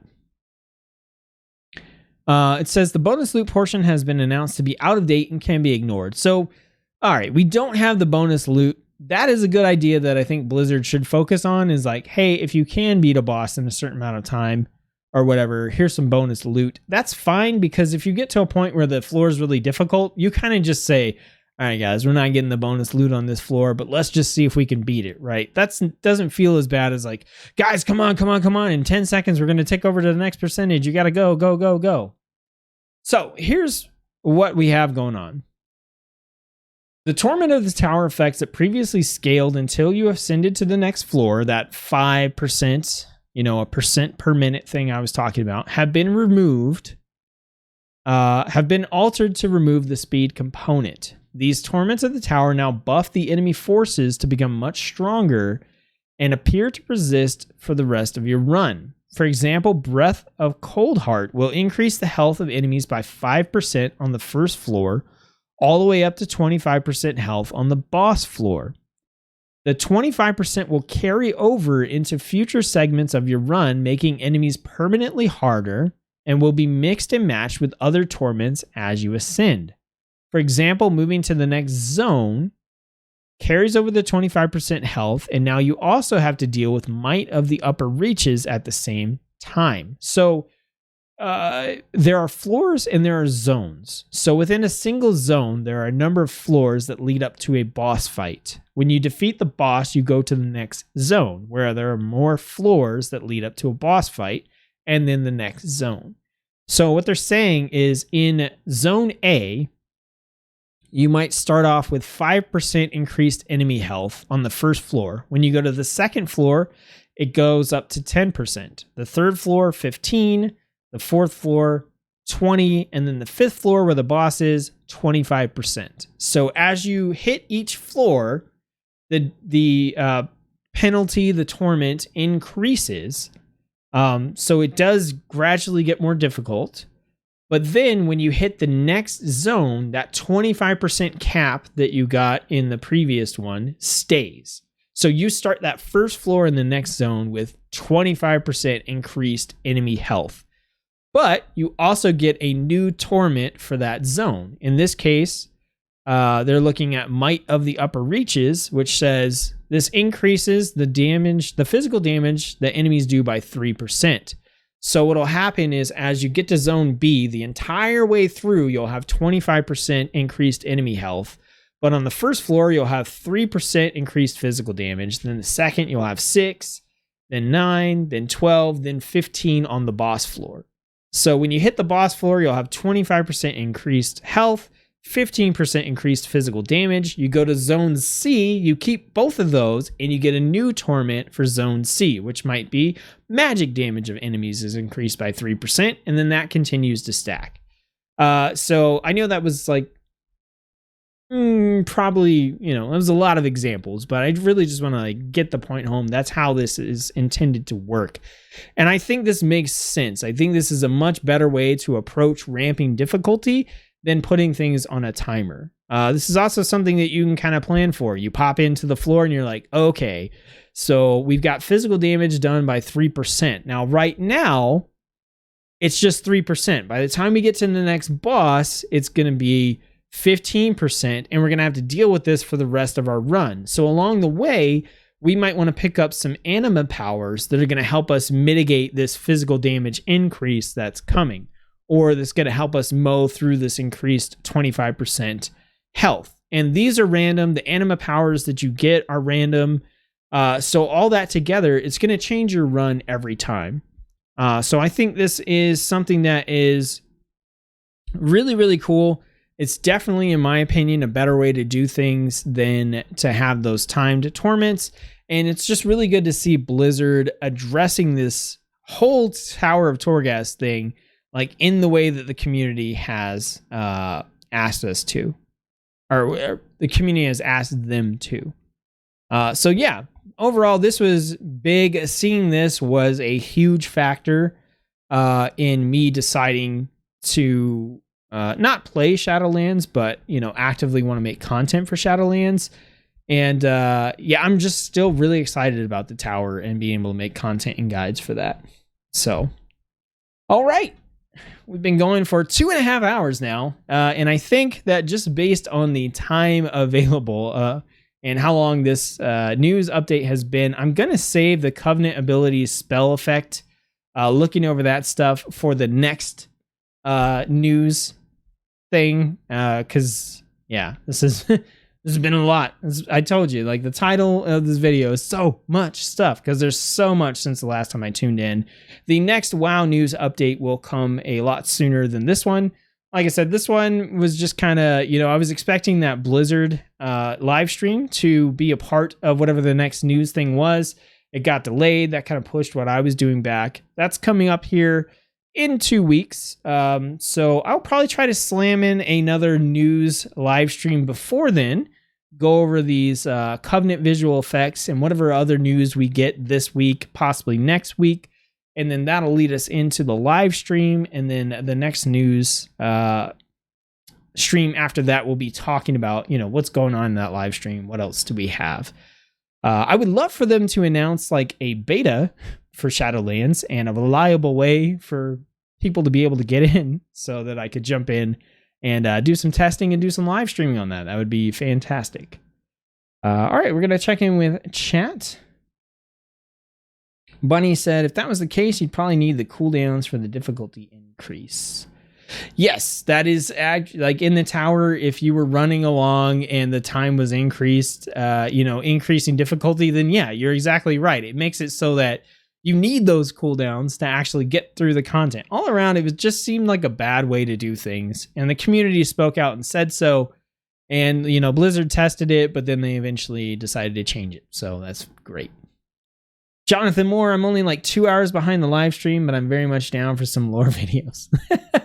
It's all good, man. It's all good. Thanks for tuning in, Jonathan. Been wondering kind of where you were at, so it's good to see you popping back in. Appreciate that. All right, everybody, that's going to do it. That's 2.5 hours of a news stream, which is absolutely ridiculous, but that's how I do things. Everything I do is long or too long.